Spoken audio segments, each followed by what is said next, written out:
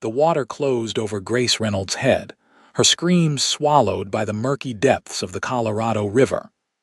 Hands pressed against her shoulders, keeping her submerged as she thrashed against the brutal force of her attackers. Through the rippling surface above, the afternoon sun fractured into shards of light that seemed to be slipping away with her consciousness. Warren Pritchard had only stopped at the riverbank to water his horse.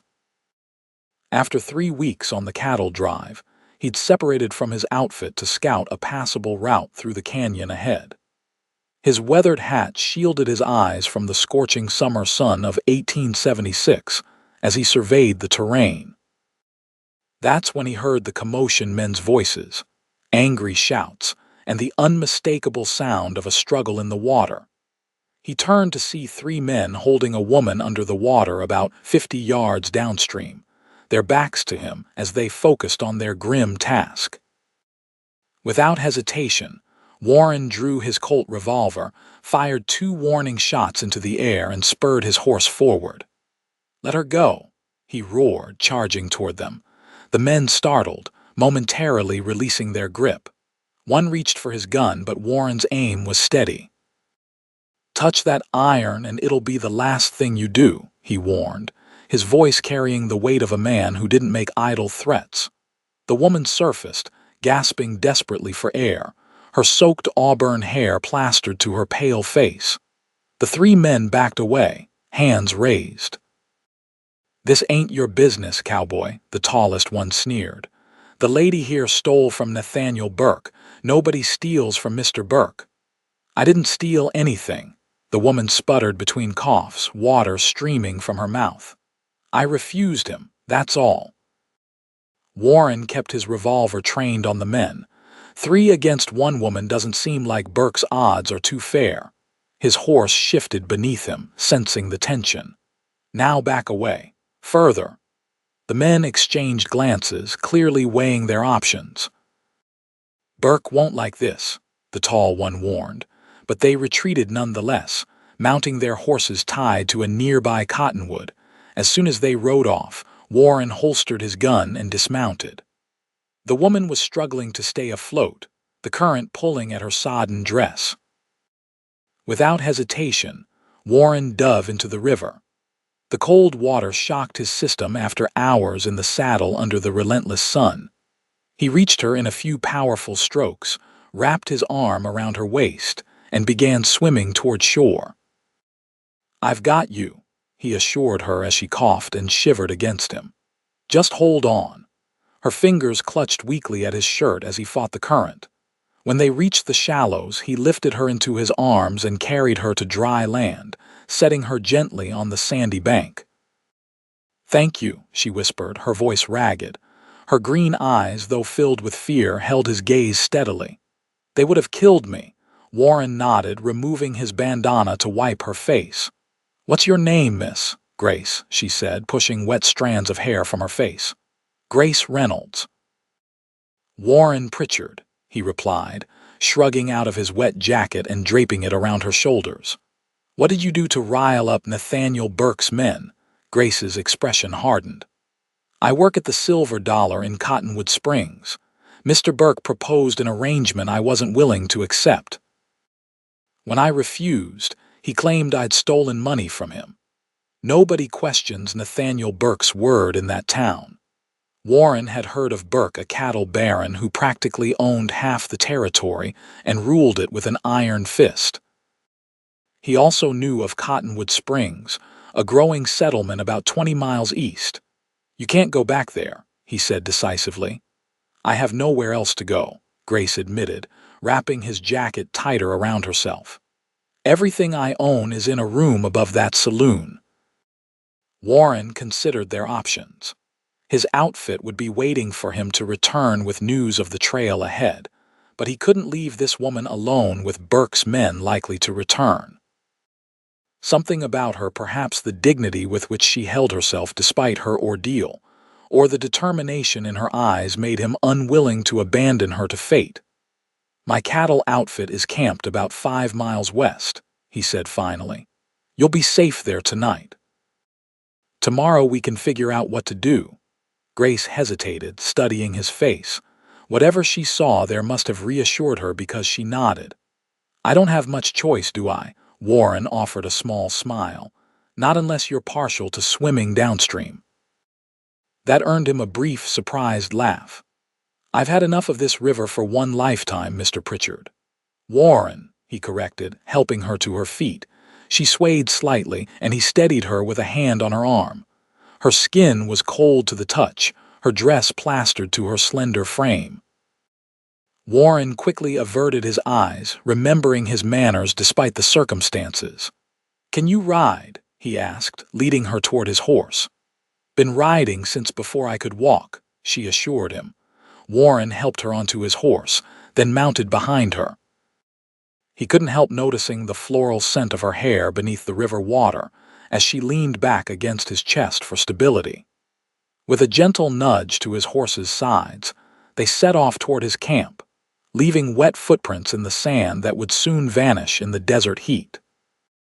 The sun was beginning to set when they arrived at the cattle drives camp. A dozen men lounged around 3 campfires. The herd of longhorns settled for the night in a natural basin nearby.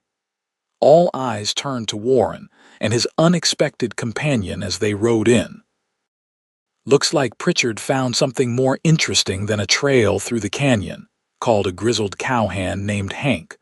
Warren ignored the comment, helping Grace down from the horse. The trail boss, Travis McCall, approached with a concerned expression. What's this, Warren? He asked, eyeing Grace's wet clothes and bedraggled appearance. Miss Reynolds needs our help, Warren explained simply. Some of Burke's men tried to drown her in the river. I interrupted their plans. McCall's expression darkened. Burke, from over Cottonwood Springs Way, Warren nodded. That man's bad news, McCall said, turning to Grace. Madam, you're welcome at our fire. We don't have much in the way of comforts, but you'll be safe here. Thank you, Grace said, her voice stronger now though she still shivered in her damp clothes. Ellie Faraday, the outfit's cook, was the only other woman with the drive. She approached Grace with a sympathetic smile. Come with me, honey. I've got some dry clothes that might fit you, and there's hot coffee by my wagon. As Ellie led Grace away, McCall turned to Warren. You've stirred up a hornet's nest, son. Burke doesn't forget slights, and he's got men all through this territory. I couldn't just ride away, Warren said firmly. McCall studied him for a moment, then nodded. No, I reckon you couldn't. That's why you're one of my best men. He clapped Warren on the shoulder. Get yourself dried off. We'll figure out what to do in the morning. Later, Warren found Grace sitting alone by Ellie's fire, dressed in borrowed clothes that hung loosely on her frame. She was staring into the flames, a tin cup cradled in her hands. He hesitated, then approached and sat down nearby, respecting her space. How are you feeling? He asked. Grace looked up, the firelight dancing across her features. Better, warmer. She offered a small smile. I haven't properly thanked you for what you did. Warren shook his head. No need. There is, she insisted. Most men would have ridden on, especially knowing whose men they were crossing.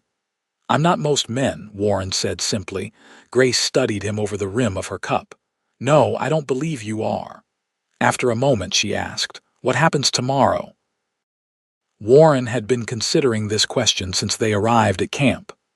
We're driving these cattle to Colorado.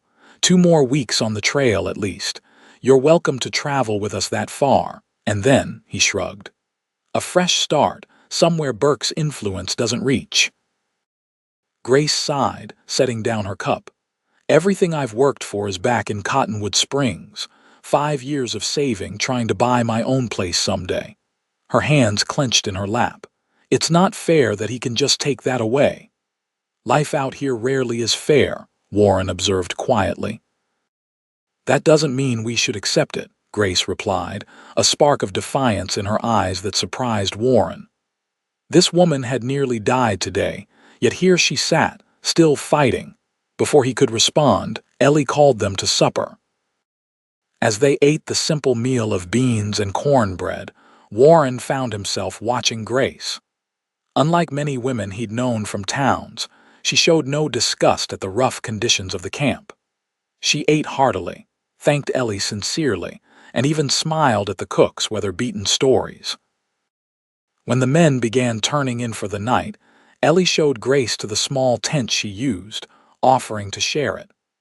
Warren spread his bedroll under the stars, as was his custom, but sleep eluded him.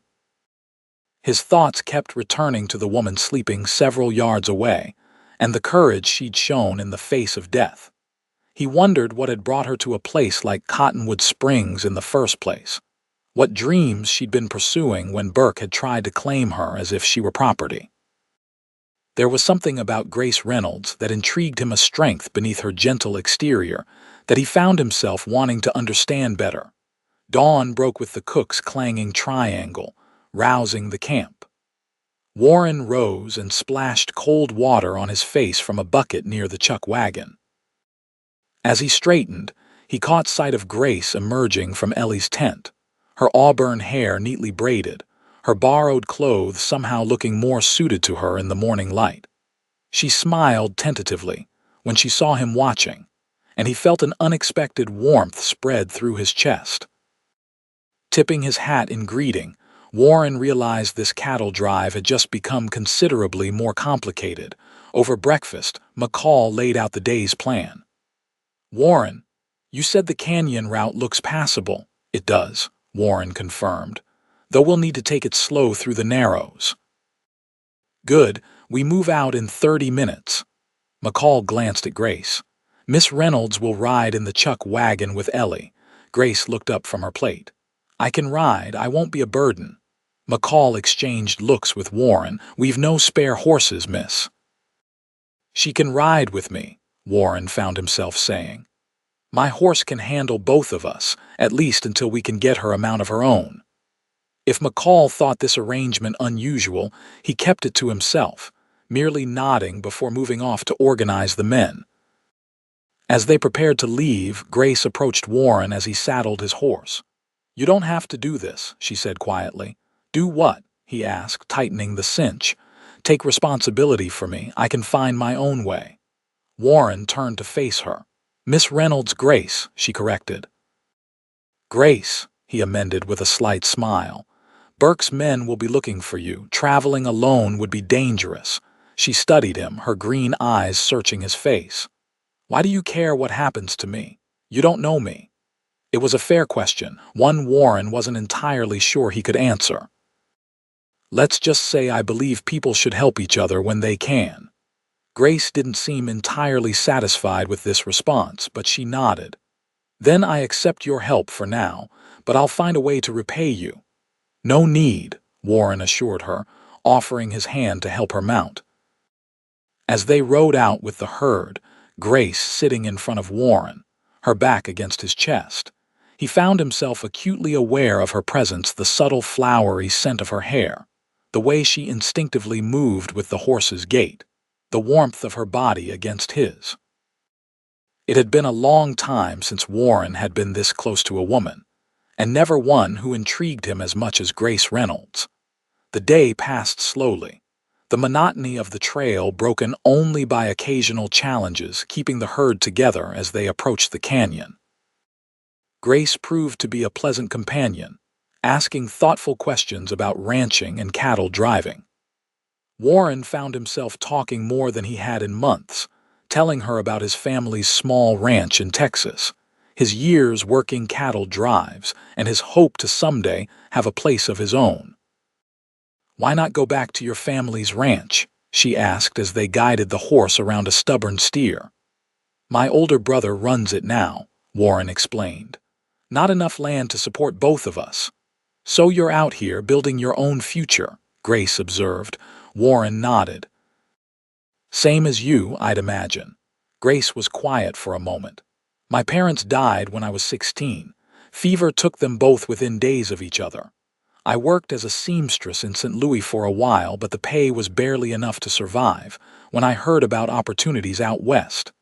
She shrugged. "I saved every penny for a train ticket and ended up in Cottonwood Springs. It wasn't my final destination," she admitted. I ran out of money. The silver dollar needed help, and it paid better than sewing. Warren nodded, understanding the hard choices that shaped lives on the frontier. What's your dream, then? What were you saving for?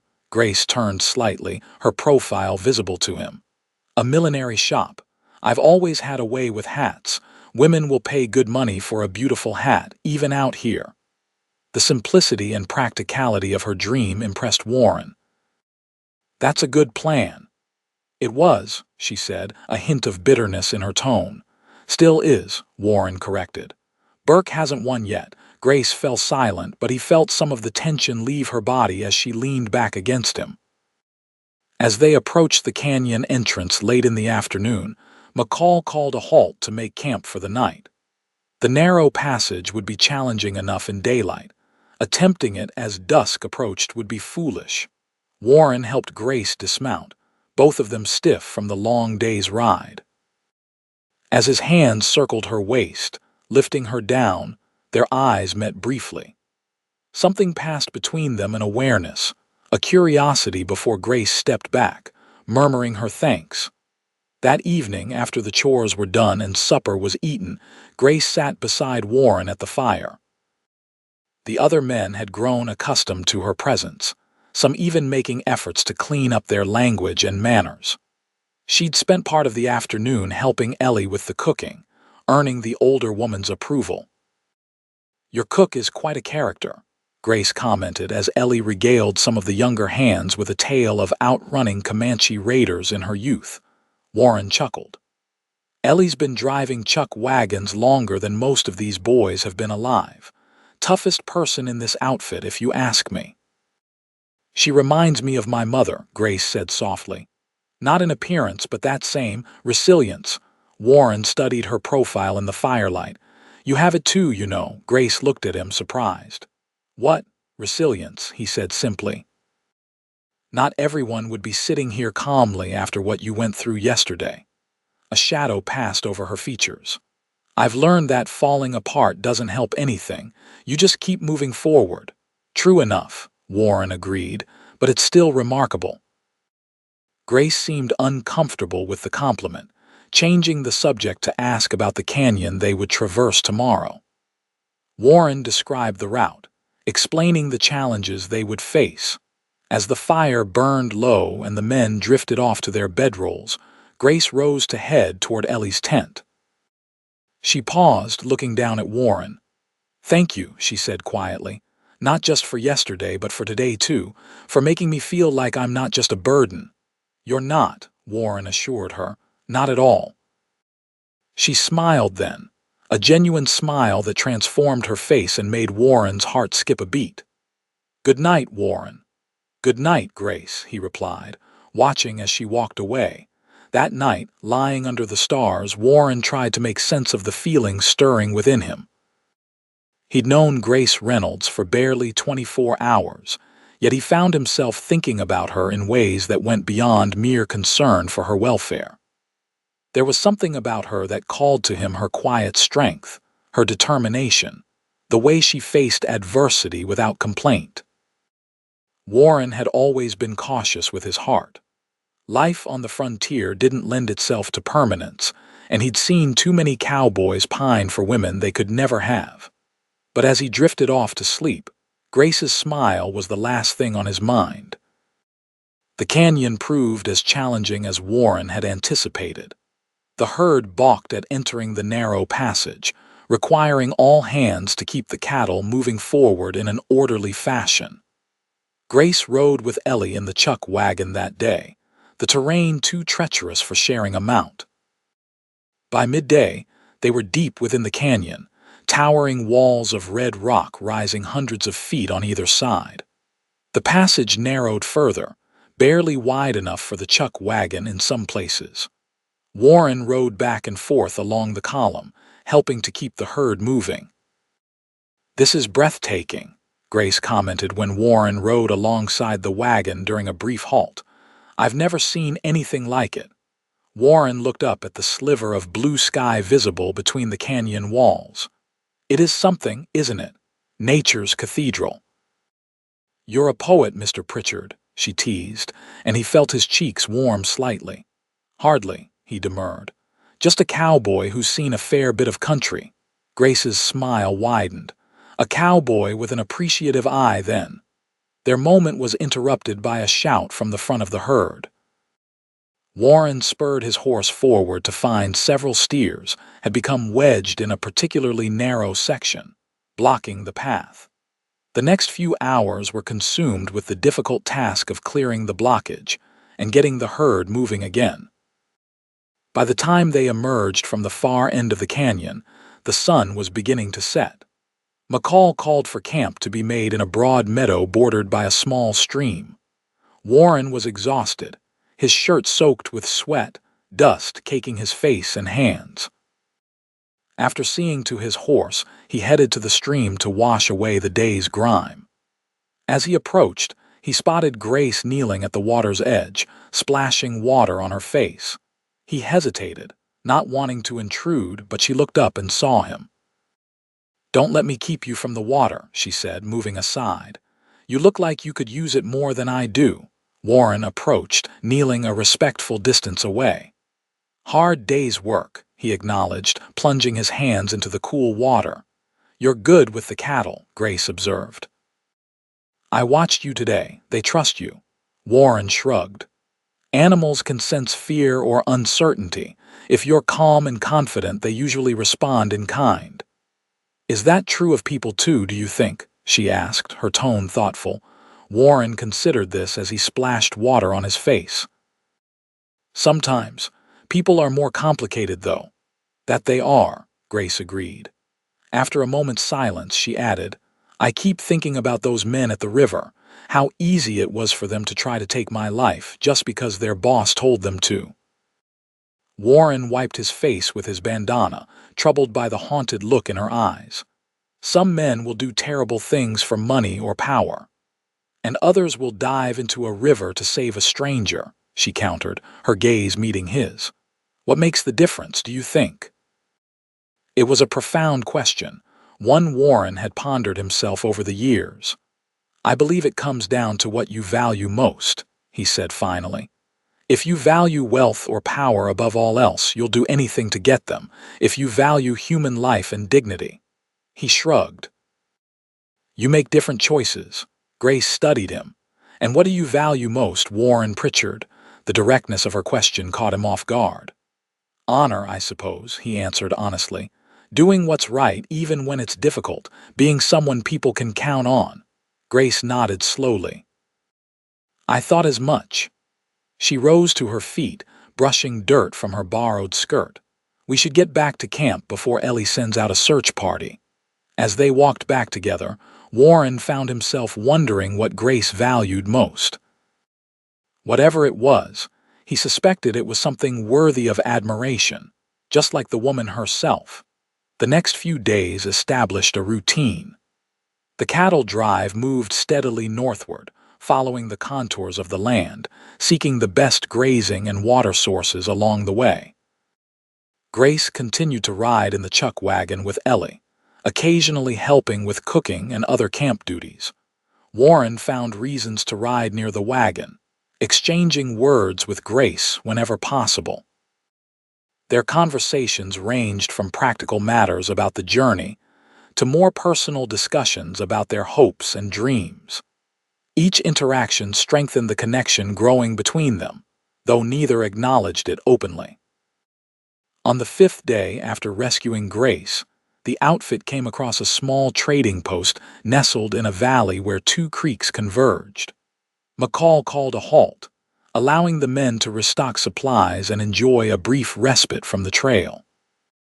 The trading post was a simple affair, a log cabin with attached stable, run by a grizzled old-timer named Jeremiah and his Shoshone wife, Mourning Dove. They offered basic supplies, information about trail conditions ahead, and the luxury of 4 walls and a roof for those willing to pay for a night's lodging. As the men busied themselves with various errands, Warren approached Grace. "I thought you might want to get some things of your own," he said, offering her a small pouch of coins. Can't be comfortable wearing borrowed clothes all this time. Grace's eyes widened. Warren, I can't take your money. It's not charity, he assured her. Consider it a loan if you prefer. You can pay me back when you've established that millinery shop of yours. Grace hesitated, then accepted the pouch with a grateful nod. Thank you. I will pay you back, I promise. I know you will, he said simply.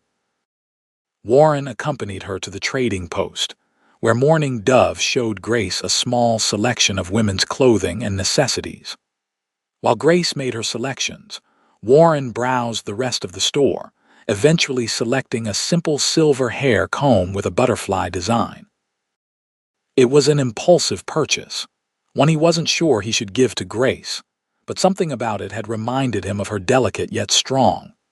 When they emerged from the trading post, Grace was wearing a new dress of blue calico, her hair freshly brushed and her step lighter. The transformation was subtle but striking in her own clothes, with her head held high. She looked more like herself than she had since Warren had pulled her from the river.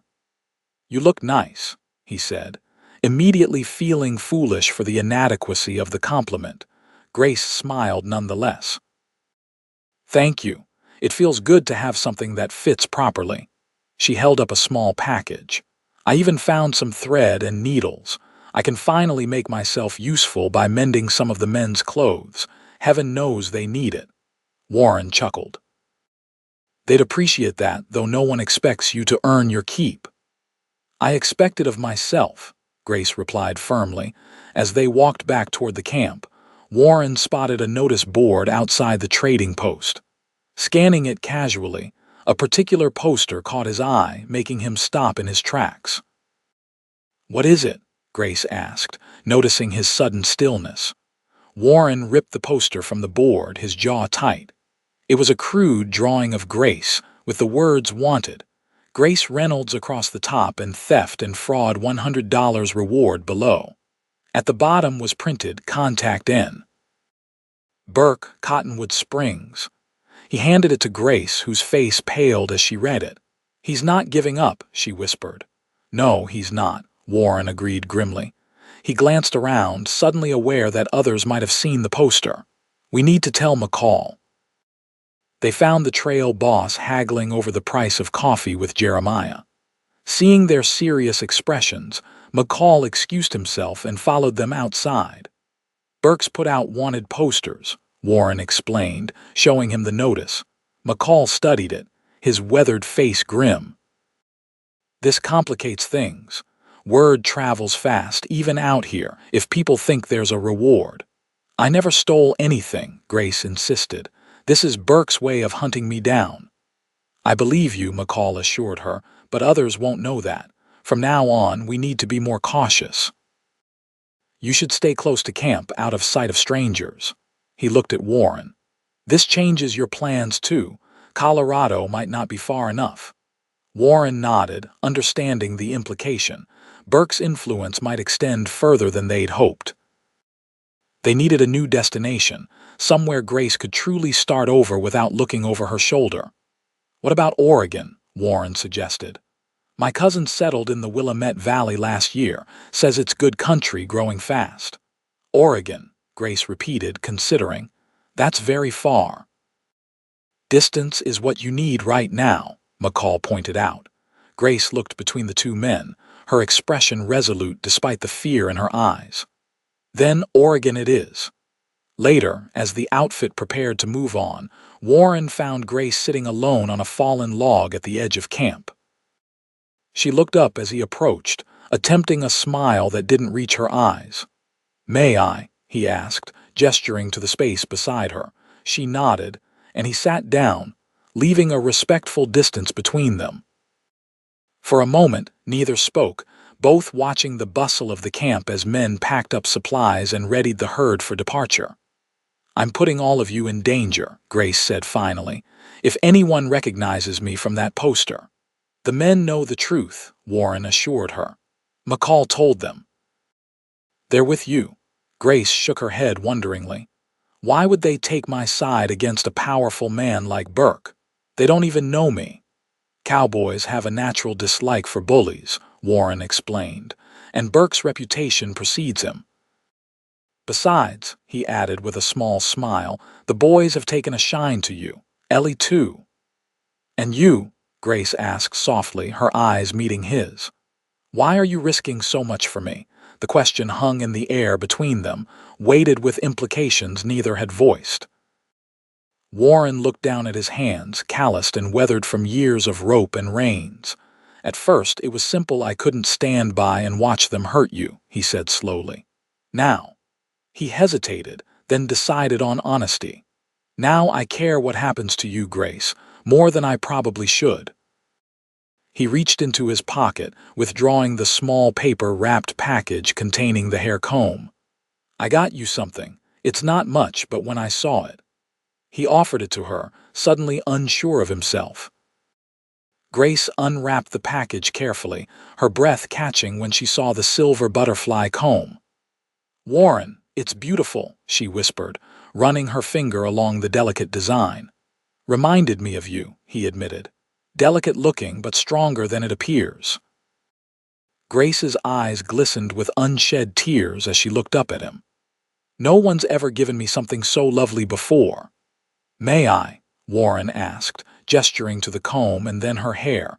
Grace nodded, turning slightly away from him. With careful fingers, Warren gathered a section of her auburn hair and secured it with the comb. The silver butterfly caught the light as she turned back to face him. Thank you, she said softly. Warren's heart hammered in his chest as he realized how close they were sitting now, her face just inches from his.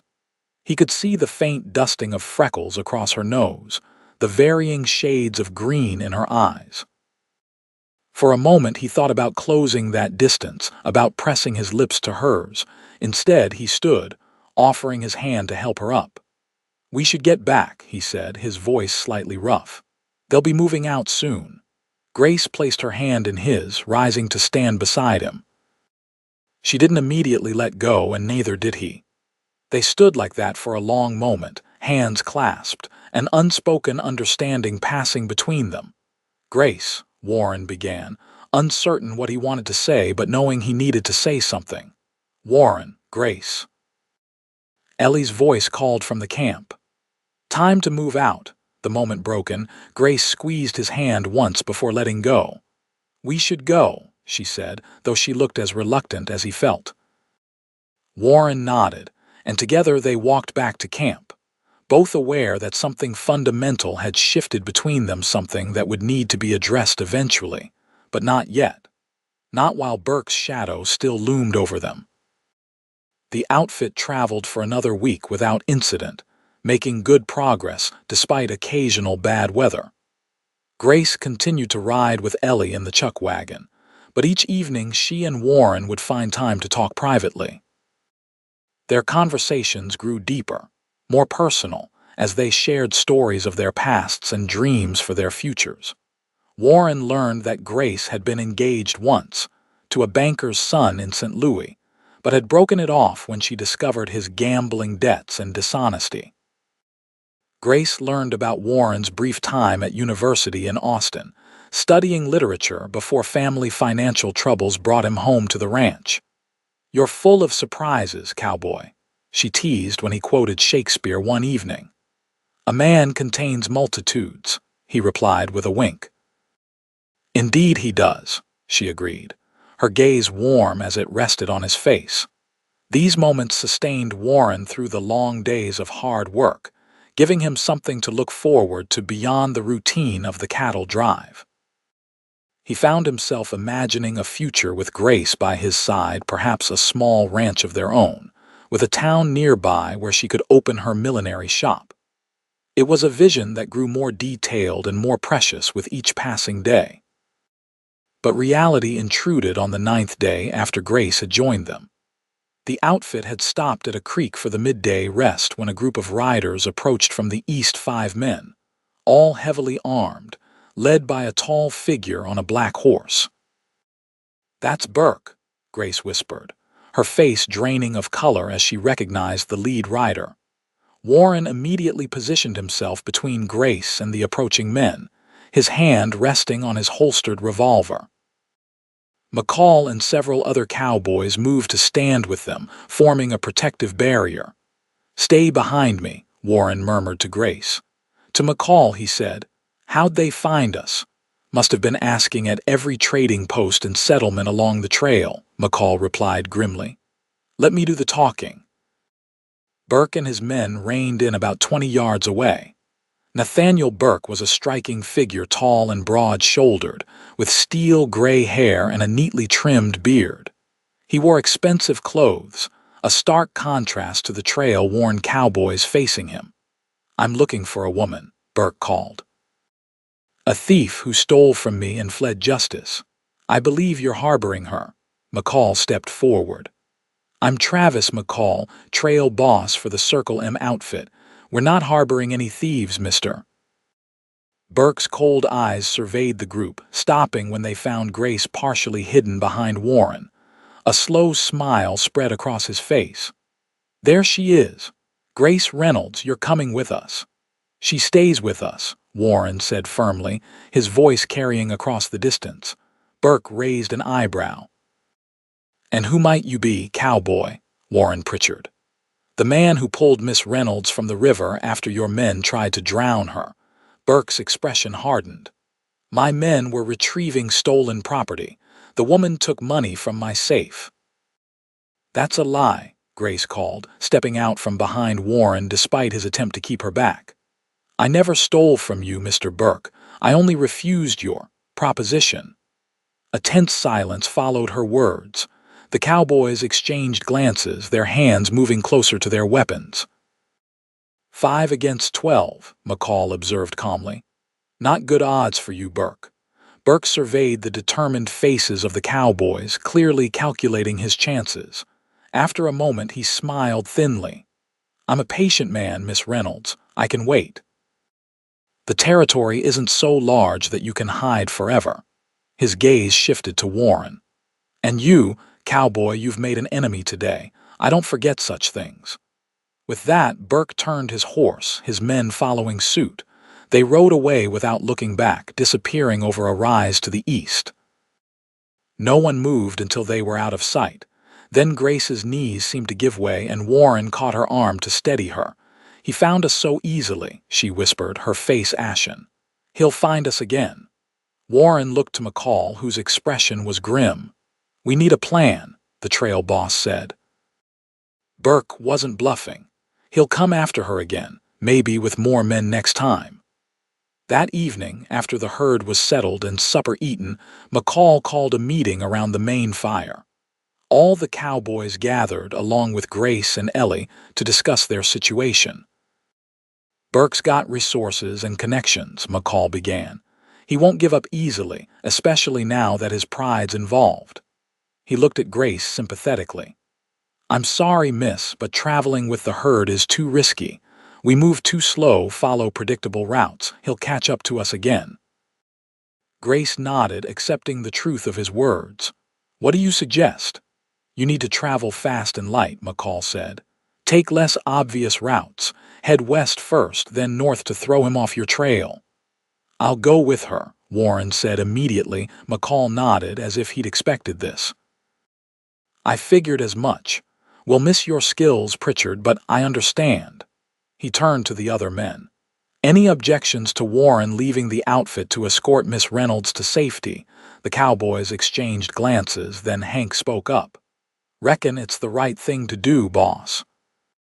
Burke's the type to make good on his threats. Murmurs of agreement followed.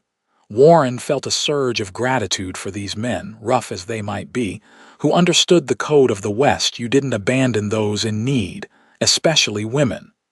"It's settled then," McCall said. "Warren and Miss Reynolds will leave at first light tomorrow.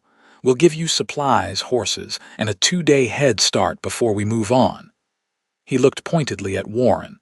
"You'll need to avoid settlements where Burke might have spread those wanted posters." Warren nodded. "I know the backcountry routes. We can make it to Oregon without passing through many towns." "Oregon," Hank whistled. That's a mighty long journey, especially with winter coming. We can make it before the first snows if we move quickly, Warren said with more confidence than he felt. It would be a race against time, but they had no choice. Grace, who had been quiet during this exchange, finally spoke. I can't ask this of you, Warren. It's too much risk, too much sacrifice. Warren met her gaze across the fire. You didn't ask, I'm offering. Their eyes held for a long moment, something passing between them that everyone present could sense, but neither Warren nor Grace would name. McCall cleared his throat. Then it's decided. Get some rest, both of you. Tomorrow will come early. As the meeting broke up, Warren walked Grace to Ellie's tent. The night was clear, stars strewn across the sky like diamonds on black velvet. You don't have to do this, Grace said quietly when they were alone. You could stay with the outfit, continue to Colorado. Warren shook his head. I've made my choice, Grace. She studied his face in the moonlight. Why? Why risk everything for me? Warren hesitated, then reached out to touch the silver butterfly comb in her hair. Because some things are worth risking everything for, he said softly. Grace's breath caught. Slowly, deliberately, she took his hand in hers, her fingers warm against his skin. Warren, she whispered, his name a question and an answer all at once. He stepped closer, his free hand gently cupping her cheek. Her eyes fluttered closed as he leaned in, pressing his lips to hers in a kiss that started gentle, but quickly deepened with the emotion they'd both been holding back. When they finally parted, both breathless, Warren rested his forehead against hers. I've wanted to do that since I pulled you from that river, he admitted. Grace smiled, her hands now resting against his chest. I've wanted you to since that first night by the fire. Warren kissed her again, briefly but tenderly. We should get some rest. Tomorrow will be challenging. Grace nodded, reluctantly stepping back. Good night, Warren. Good night, Grace, he replied, watching as she disappeared into Ellie's tent.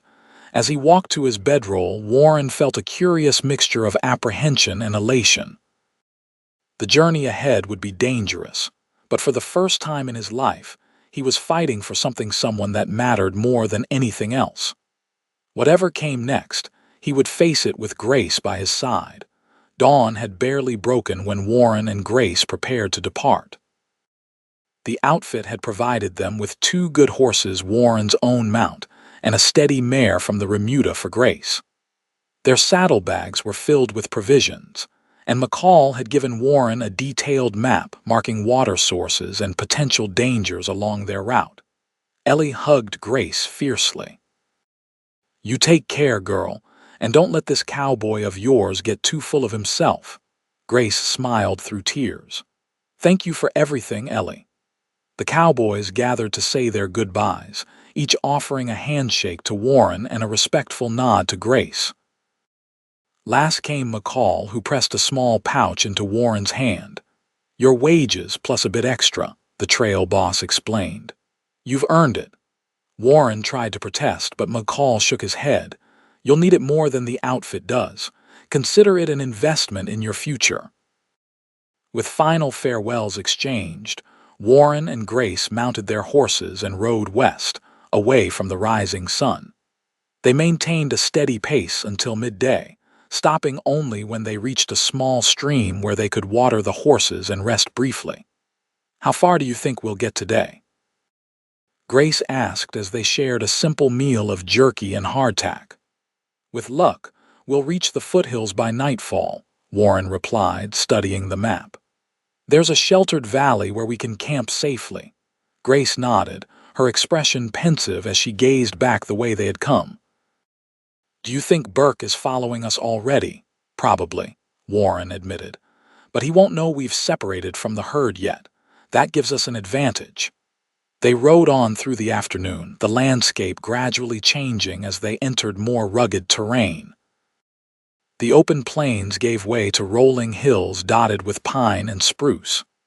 Game was plentiful, and Warren shot a rabbit which they would cook for their evening meal. As dusk approached, they reached the valley Warren had mentioned. It was a perfect campsite sheltered from the wind, with a small spring providing fresh water and enough grass for the horses to graze. Warren quickly set about making camp while Grace gathered firewood.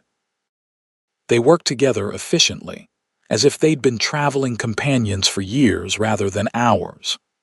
By the time darkness fell, they had a small fire burning, the rabbit roasting on an improvised spit, and their bedrolls laid out nearby. "You're good at this," Grace observed as Warren checked the rabbit. "Living off the land," Warren smiled. "My father believed every man should know how to survive in the wilderness. Took me on my first hunting trip when I was 7. "My father was a bookkeeper," Grace said, stirring the coffee she was brewing.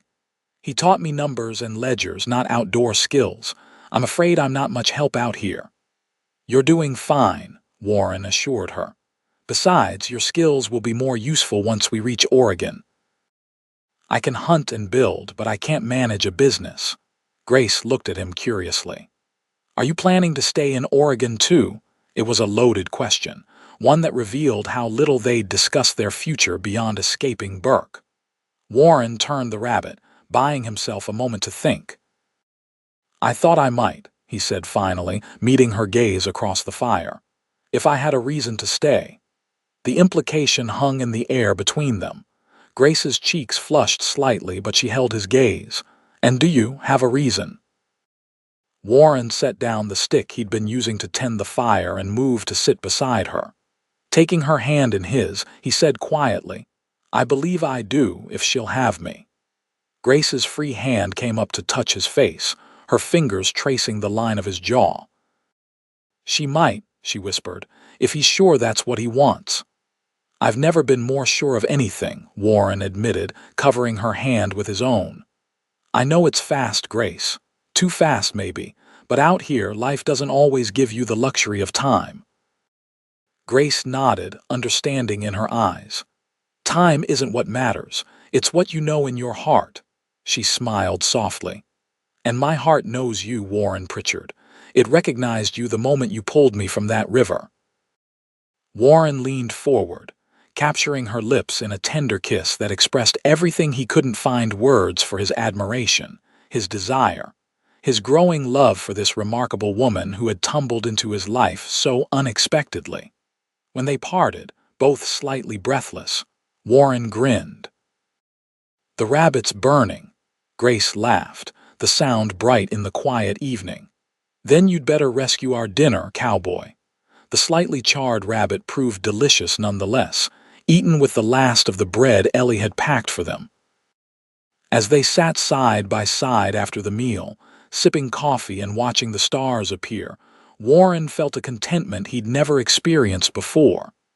"Tell me about Oregon," Grace said, her head resting against his shoulder.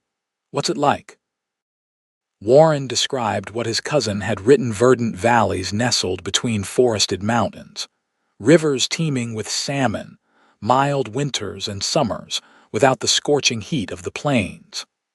A growing territory with opportunities for those willing to work hard. "It sounds beautiful," Grace murmured sleepily. "We'll make it beautiful," Warren promised, kissing the top of her head. They slept that night with Grace nestled in Warren's arms, their bedrolls combined for warmth against the cooling mountain air. Despite the uncertainties that lay ahead, Warren fell asleep with a sense of peace, knowing that whatever challenges came, they would face them together.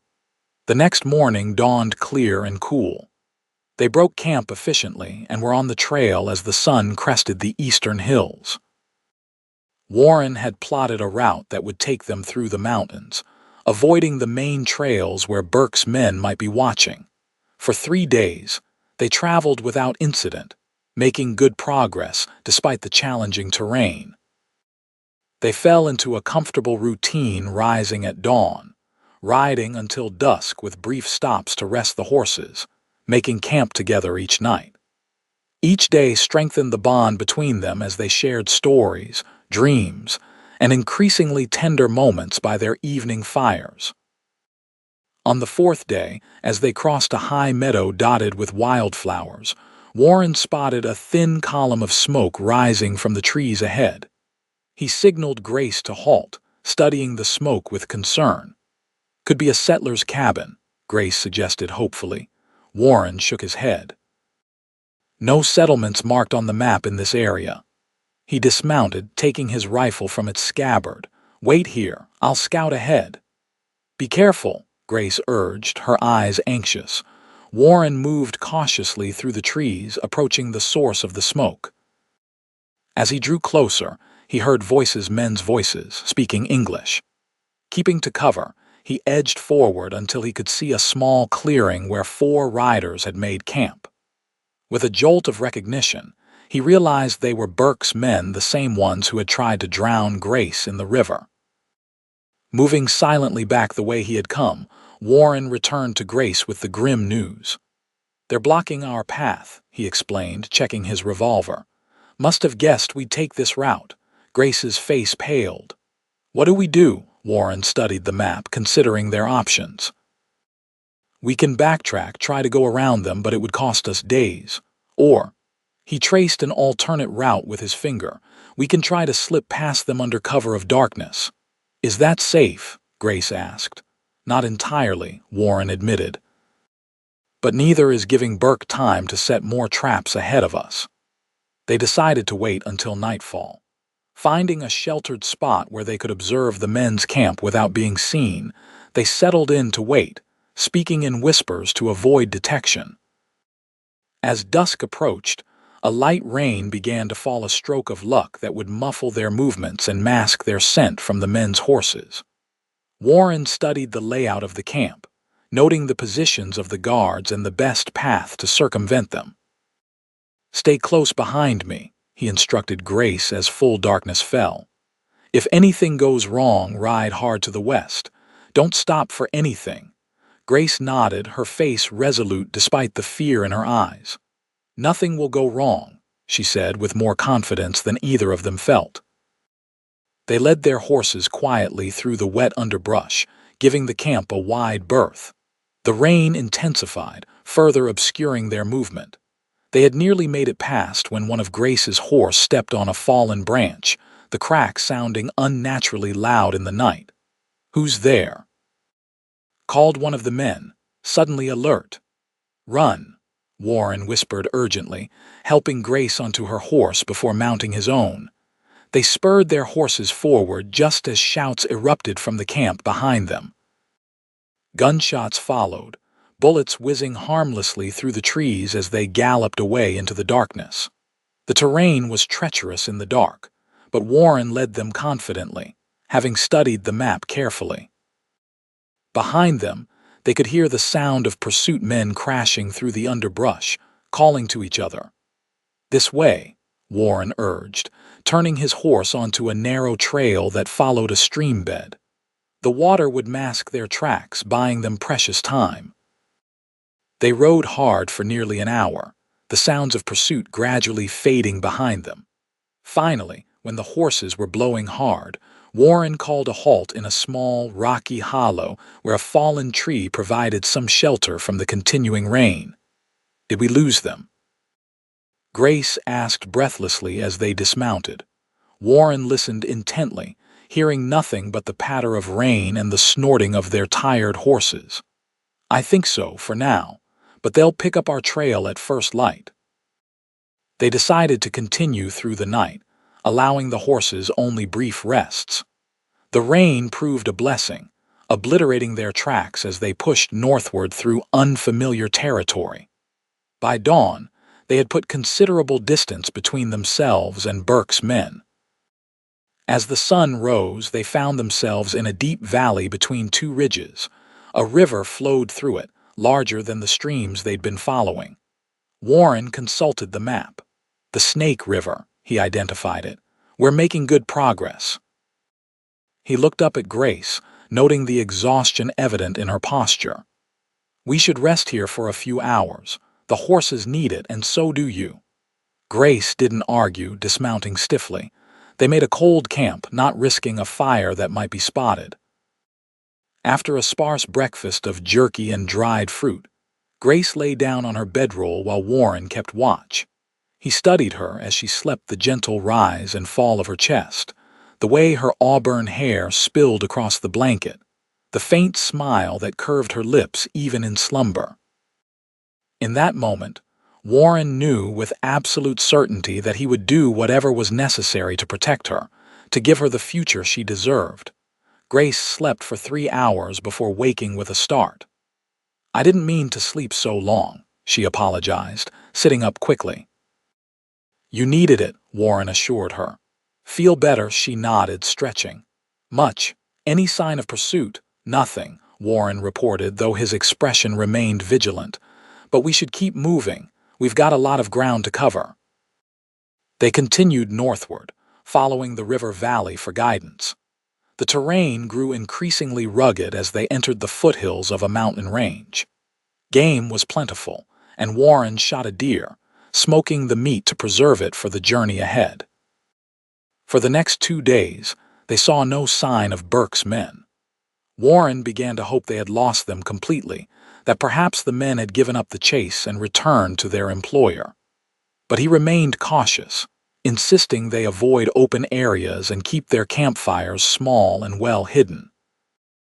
On the morning of the 8th day since leaving the cattle drive, they crested a rise to find a spectacular vista spread before them, a vast valley surrounded by snow-capped peaks, with a broad river winding through it like a silver ribbon.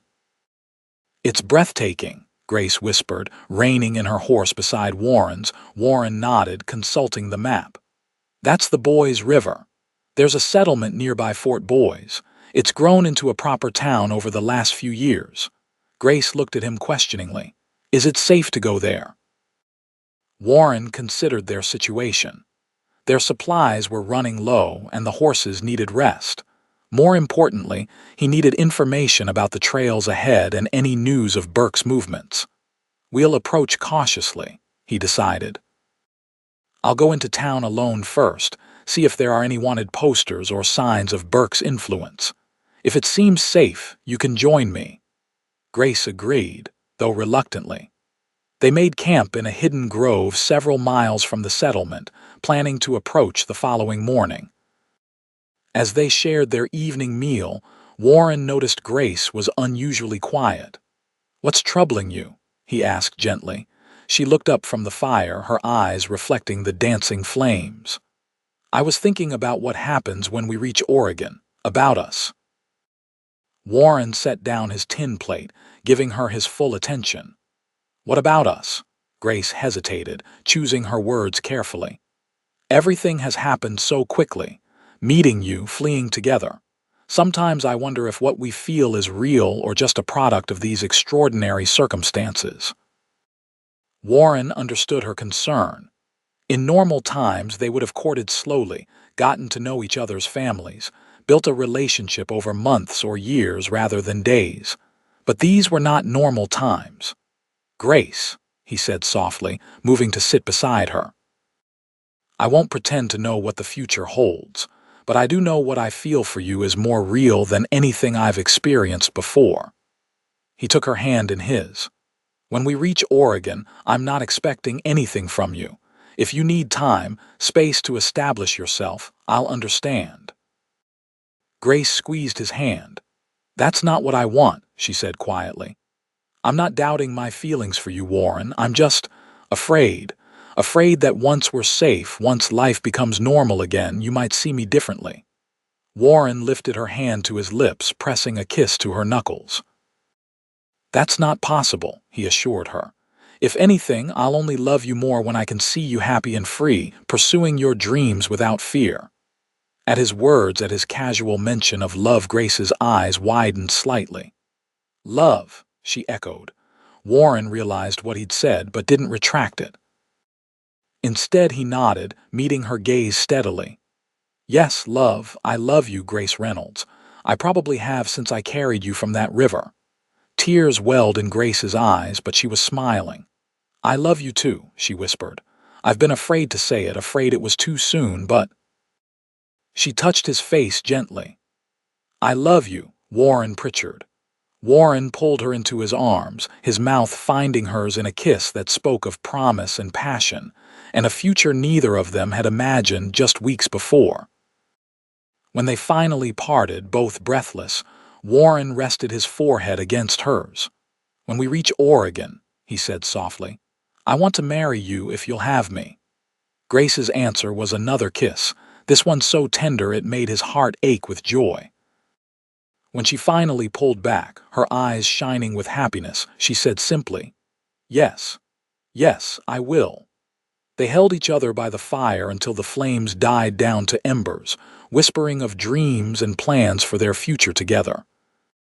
Despite the dangers that still pursued them, that night was filled with hope and the certainty that whatever came, they would face it as one.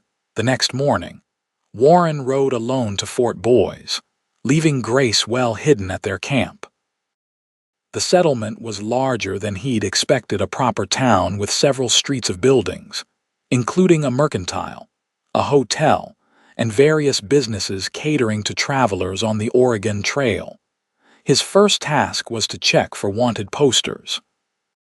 Finding none on the public notice board, he cautiously entered the mercantile, where he purchased supplies while casually inquiring about news from the east. "Not much comes through cept with the stage," the shopkeeper informed him. "Last one brought news of Indian troubles near the Snake River crossing, but that's settled now." "Any word of a cattle baron named Burke?" Warren asked, keeping his tone conversational. "Heard he's offering rewards for information." The shopkeeper shook his head. "Name doesn't ring a bell. Only reward posters we've got are for them younger brothers who robbed a bank down Kansas way." Relieved, Warren completed his purchases and moved on to the livery stable, where he arranged for fresh horses. Their current mounts were showing signs of fatigue from the hard journey, and they still had a long way to go. Satisfied that Fort Boys appeared safe, Warren returned to camp to collect Grace. They approached the town together in the early afternoon, maintaining a cautious vigilance despite the encouraging signs. At the hotel, Warren secured a room for Grace, introducing her as his fiancée, Mrs. Pritchard. The fiction would protect her reputation and avoid unnecessary questions. For himself, he took a room at the boarding house across the street, though both understood he would stay with her. "A real bed," Grace sighed blissfully as they entered the modest hotel room. "And hot water for bathing. I feel like I've found paradise." Warren chuckled, setting down their packs. "Enjoy it. We'll rest here today and tomorrow, then continue westward. According to the liveryman, the trail ahead is well-traveled but challenging in places." While Grace bathed and rested, Warren visited the telegraph office, sending a message to his cousin in Oregon, informing him of their imminent arrival and requesting assistance upon reaching the Willamette Valley. He also inquired discreetly about Burke, learning that the cattle baron's influence indeed seemed limited to the eastern territories. That evening, they dined in the hotel's small restaurant, their first proper meal in days. Grace wore a fresh dress purchased from the mercantile, her hair arranged with the silver butterfly comb Warren had given her. To Warren, she had never looked more beautiful. "You're staring," she teased over her soup. "Can't help it," he admitted with a smile. "You're a sight to behold, Grace Reynolds." She blushed prettily, though her eyes held a mischievous gleam. "Soon to be Grace Pritchard, remember?" Warren's heart swelled at the thought. "I remember. It's what keeps me going through all this." After dinner, they retired to Grace's room, locking the door securely behind them. The intimacy of sharing such a small space was new to them after the open camps of the trail, but neither felt uncomfortable. They had already shared so much, had already committed their hearts and futures to each other. Sitting together on the bed, they planned the next leg of their journey, studying the map the liveryman had provided. The Oregon Trail would take them northwest from Fort Boys, through increasingly mountainous terrain before descending into the fertile valleys beyond. "It will be difficult," Warren warned, tracing the route with his finger. "Especially if winter comes early this year." "But we should make it before the heavy snows." Grace nodded, her expression determined. "We've come this far. We'll make it the rest of the way." Warren set aside the map and took her hands in his. "Once we reach Oregon, once we're truly safe, we'll marry properly. I want to give you the wedding you deserve." Grace smiled, touching his face tenderly. "All I need is you beside me, Warren. The rest is just details." He kissed her then, a kiss that deepened quickly with the passion that had been building between them. When they finally broke apart, both breathless, Warren rested his forehead against hers. "I should go," he murmured reluctantly. "Your reputation." Grace silenced him with another kiss. "I don't care about reputation," she whispered against his lips. "I care about you, about us. Stay with me tonight, Warren." The invitation in her eyes was unmistakable, and Warren felt his resolve wavering. "Are you sure?" he asked, his voice rough with emotion. "I don't want you to feel I'm sure," she interrupted softly. "I love you, Warren Pritchard. I want to be your wife in every way." Their lips met again, and this time Warren surrendered completely to the love he felt for this remarkable woman. In the quiet sanctuary of that hotel room, they became one, their bodies expressing what words could not fully convey: the depth of their commitment, the intensity of their connection, the promise of a future together. Later, as Grace slept peacefully in his arms, Warren gazed at her in the soft moonlight filtering through the window. He silently vowed that he would do everything in his power to make her happy, to give her the life and the love she deserved. Whatever obstacles still lay ahead, they would overcome them together. The next day passed peacefully as they completed their preparations for the journey ahead. Warren purchased additional supplies, including warmer clothing for the mountain passes.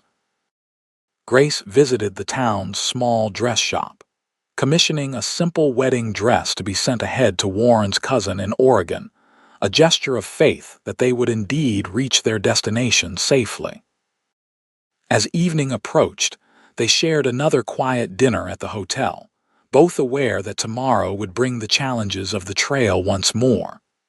They had just finished their meal when the hotel owner approached their table, his expression troubled.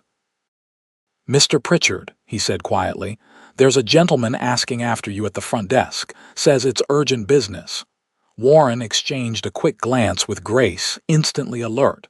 "Did he give a name?" The owner shook his head. "No, sir.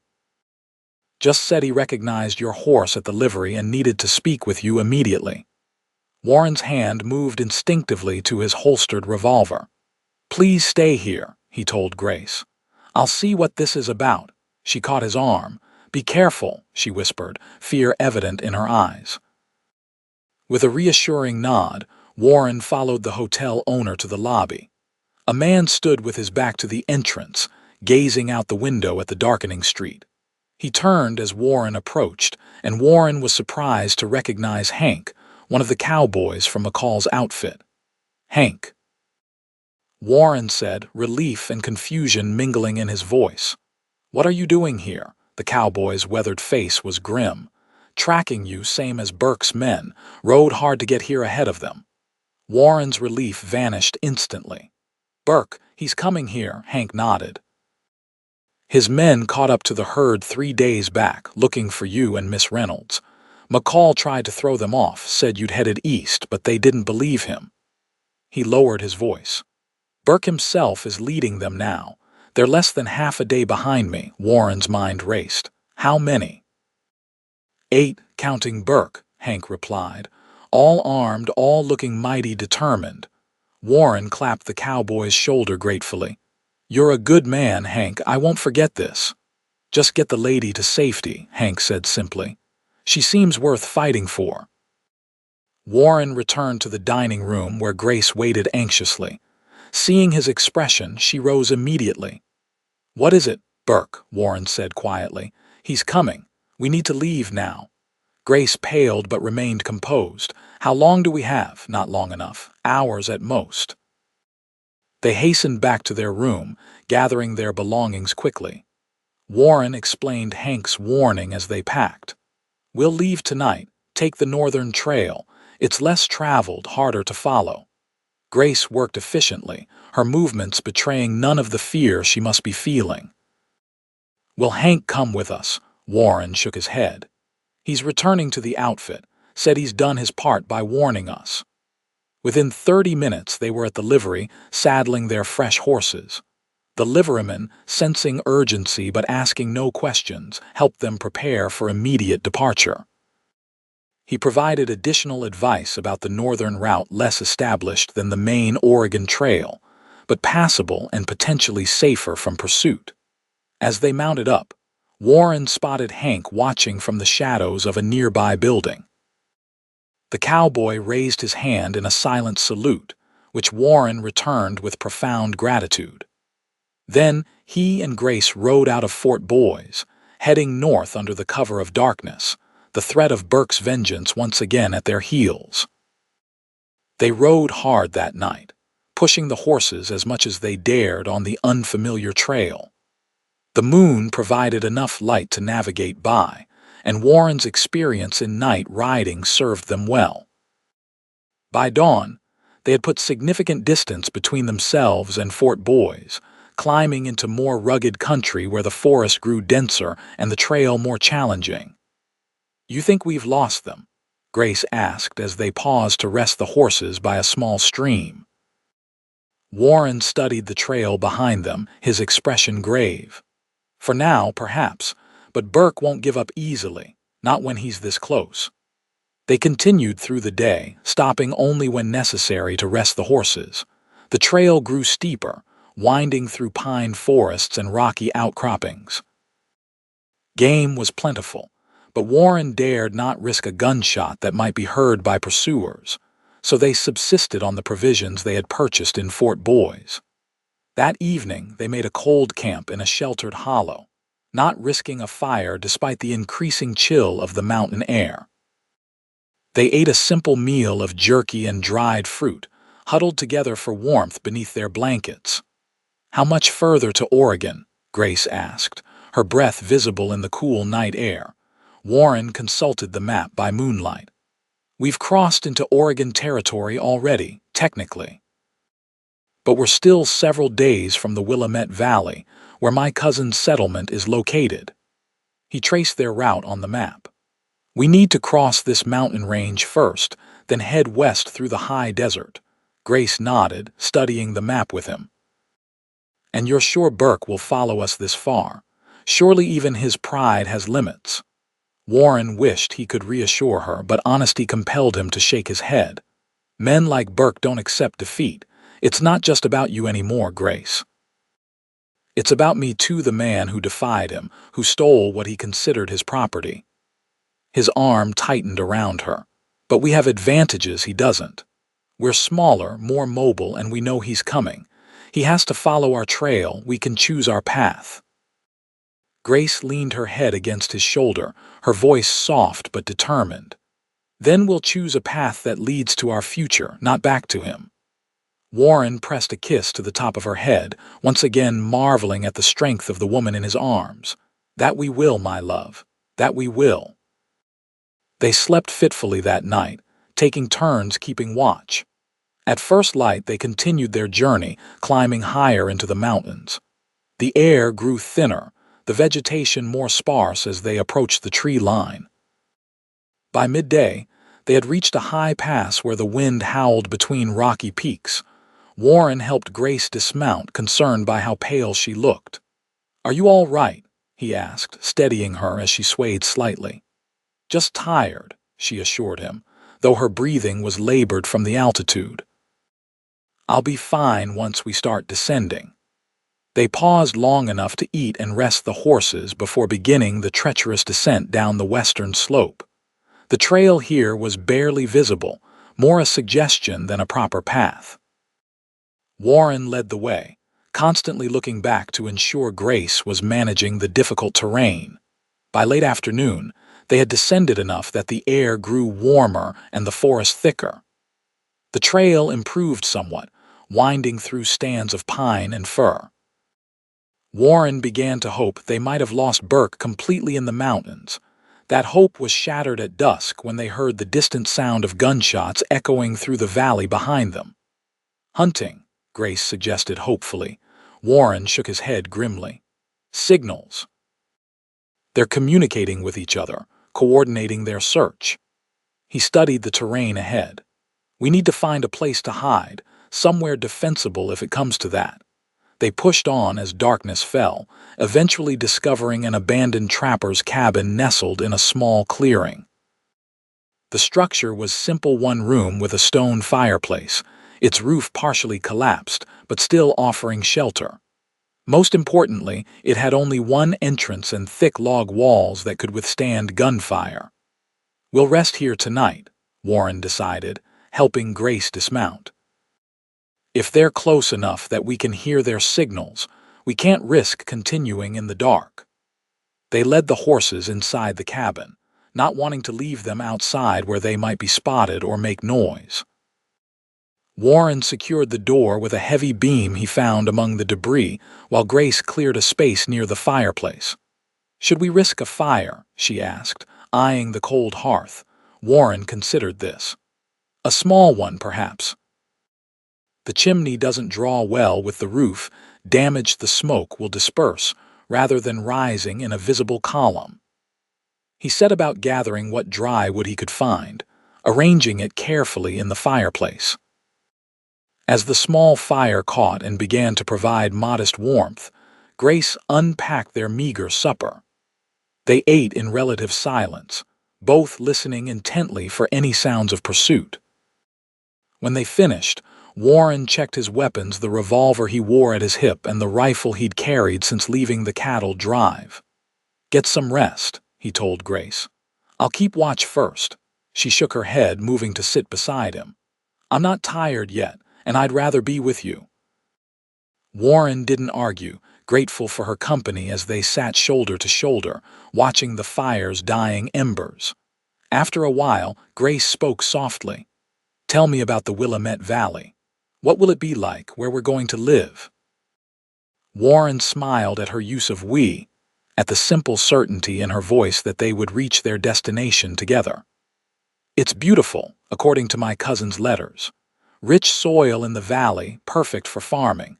Mountains all around, forests full of game.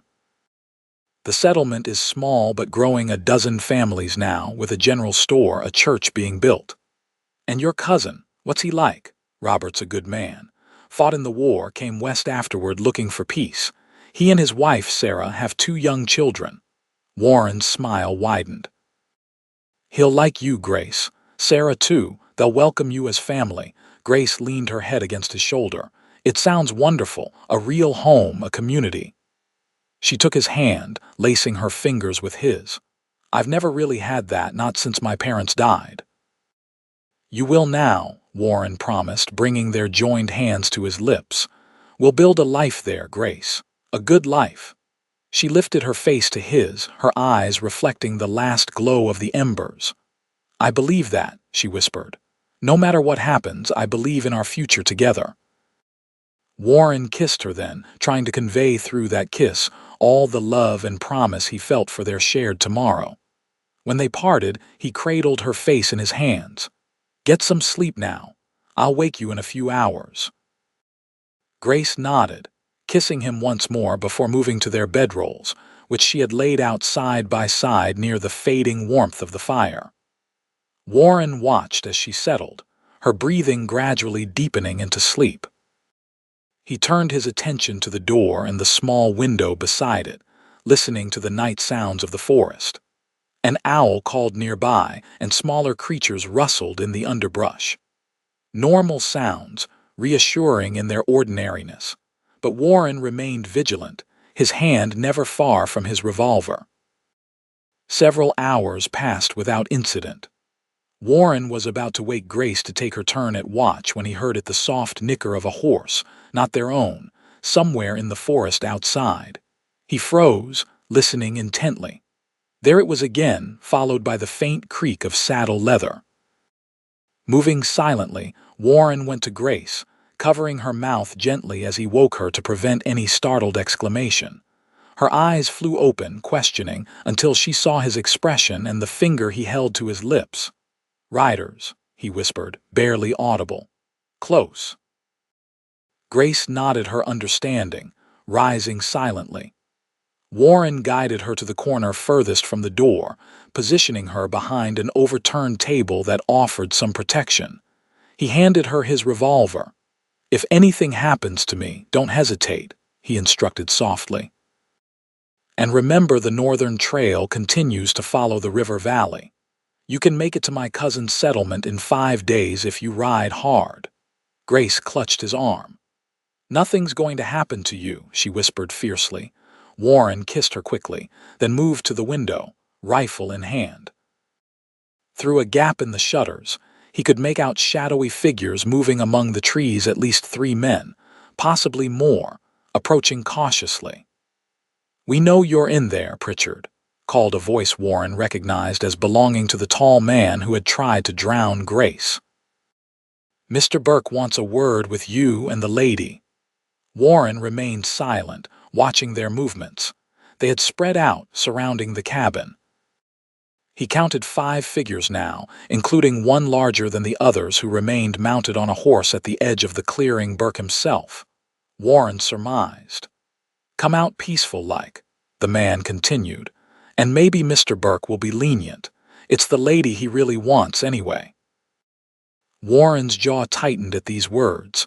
"There's no way out of this that ends with Grace going back with you," he called. "You'd best ride on." A harsh laugh answered him. "You're outnumbered, Cowboy. Don't be a fool." "I count 5 of you," Warren replied calmly. "I've got a Winchester rifle with 15 rounds and a good position. How many of you want to die tonight?" There was a brief silence as the men considered this. Then a new voice spoke, deeper, more cultured, with the unmistakable tone of authority. "Mr. Pritchard," said Nathaniel Burke, urging his horse forward into a shaft of moonlight. "I admire your loyalty, misguided though it is, but surely you realize the futility of your situation. You're trapped, days from any help, with limited supplies. Even if you manage to kill some of my men, the outcome is inevitable." Warren watched the cattle baron through the gap in the shutters. Burke sat his horse with the easy confidence of a man accustomed to power, his silver hair gleaming in the moonlight. He was unarmed, at least visibly, allowing his men to take the risks. "Nothing's inevitable, Burke," Warren called, "except that Grace Reynolds will never be yours. She's made her choice and it isn't you." Burke's expression hardened. "A woman's choices can change when circumstances dictate. Miss Reynolds will see reason eventually." Warren heard Grace's soft footsteps as she moved to stand behind him. "Let me speak to him," she whispered.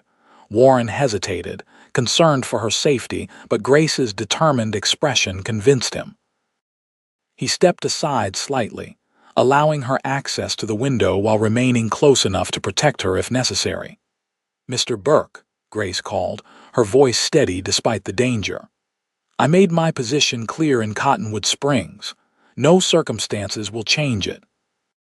You can pursue us to the ends of the earth, but I will never be yours. Never."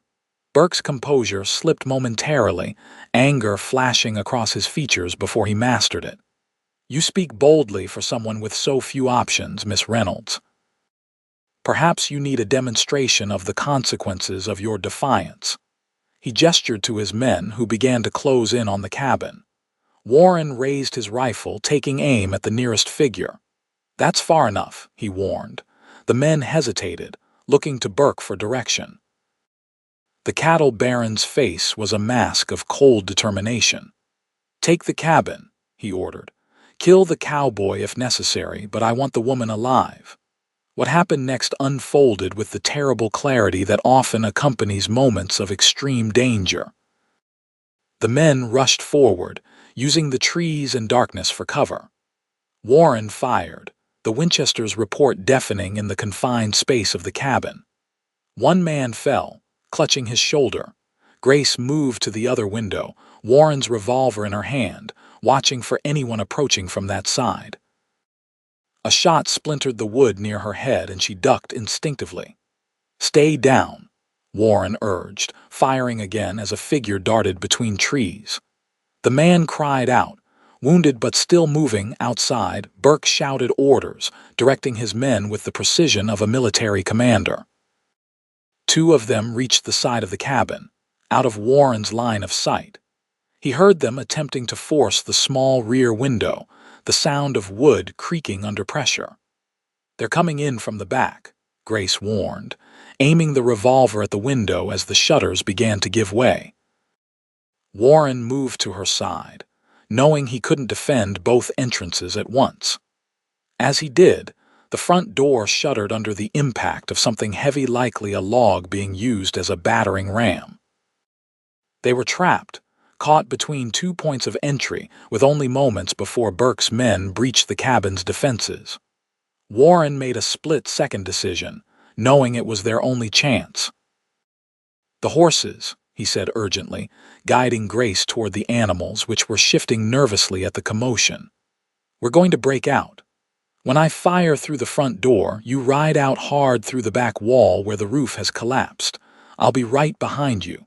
Grace's eyes widened. "The roof? But it's our only chance," Warren insisted, helping her mount. "Head for the river. Don't stop for anything." Grace nodded, gathering the reins with shaking hands. Warren quickly mounted his own horse, positioning himself to shield Grace as much as possible. He raised the rifle, aiming at the front door just as it began to splinter inward. "Now," he shouted, firing 3 rapid shots through the weakening door. Cries of pain and surprise erupted from the men outside as Warren wheeled his horse around. Grace had already spurred her mount toward the damaged section of roof. The horse hesitated momentarily before leaping upward, crashing through the partially collapsed structure in a shower of rotted wood and debris. Warren followed immediately, his larger horse making harder work of the obstacle but clearing it nonetheless. They emerged onto the cabin roof and down the sloped back side, the horses sliding and scrambling for purchase before finding solid ground. Shots rang out behind them as Burke's men realized their quarry was escaping. "Ride," Warren shouted, urging his horse alongside Grace's as they plunged into the forest, heading for the sound of running water that indicated the river's location. The darkness worked in their favor, the dense trees making it difficult for Burke's men to get clear shots. Still, bullets whistled past them, splintering bark and slicing through leaves uncomfortably close to their heads. They reached the river, a fast-flowing torrent swollen by mountain snowmelt, and turned to follow it downstream as the liveryman had advised. Behind them, they could hear shouting and the sounds of pursuit, but growing fainter as the swift current of the river masked the noise of their horses' hooves on the rocky ground. They rode without speaking for nearly an hour, pushing the horses as hard as they dared in the darkness. When they finally slowed to a walk, both animals blowing hard, Warren drew alongside Grace. "Are you hurt?" he asked urgently, scanning her for any signs of injury in the faint moonlight. "No," she assured him, though her voice trembled slightly. "You?" "I'm fine," Warren confirmed, reaching across to squeeze her hand briefly. "You rode magnificently back there." A small, shaky laugh escaped her. Pure terror is a powerful motivator. They continued downstream, putting as much distance as possible between themselves and Burke, before the horses needed proper rest. The river valley gradually widened, the terrain becoming less steep as they descended toward the high desert that separated them from the Willamette Valley. As dawn broke, they found a sheltered spot to rest briefly, concealed within a stand of aspens. While the horses drank from the river, Warren and Grace shared the last of their provisions, a heel of bread and some dried meat. "You think we've lost them?" Grace asked, her exhaustion evident in the shadows beneath her eyes. Warren listened carefully to the sounds of the forest awakening around them. "For now, perhaps, but Burke seems determined. He'll keep tracking us as long as he can. Grace nodded, accepting this reality with remarkable composure. Then we keep going. How far to your cousin's settlement? Warren calculated mentally. 4 days, maybe 5 with the pace we can maintain. The horses are tired and we need to be careful not to push them too hard. And our supplies? Low, Warren admitted. I'll need to hunt, which means stopping longer than I'd like. But we can forage too. There are berries, edible roots in this region. Grace's expression was determined. We'll manage. We've come this far. Warren studied her face in the early morning light, her tired eyes, the smudge of dirt on her cheek. Her tousled hair still adorned with the silver butterfly comb he'd given her. Despite everything, she remained the most beautiful woman he had ever seen, her courage and resilience only enhancing her natural loveliness. "What is it?" she asked, noticing his intense gaze. "Just thinking about how remarkable you are," he said honestly. "Most women would have broken under the strain of what you've endured, but you just keep going." Grace smiled softly. "I have something worth fighting for." She reached out, taking his hand. "Someone worth fighting for." Warren brought her hand to his lips, kissing it tenderly. "We should move on. There's a trading post marked on the map about a day's ride from here. We can resupply there."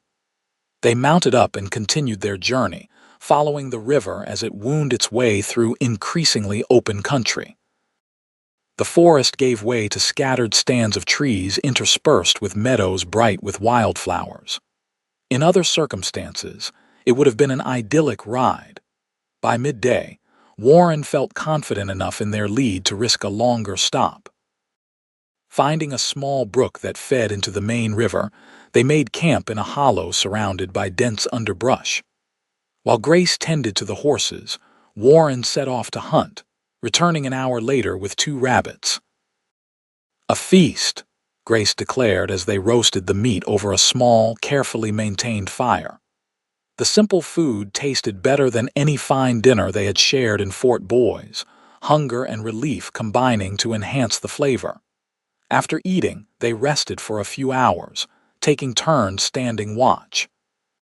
When they resumed their journey in the late afternoon, both felt refreshed and more optimistic about their chances of reaching safety.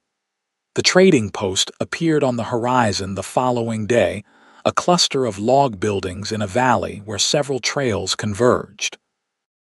Warren approached cautiously, mindful of the possibility that Burke might have sent men ahead to intercept them.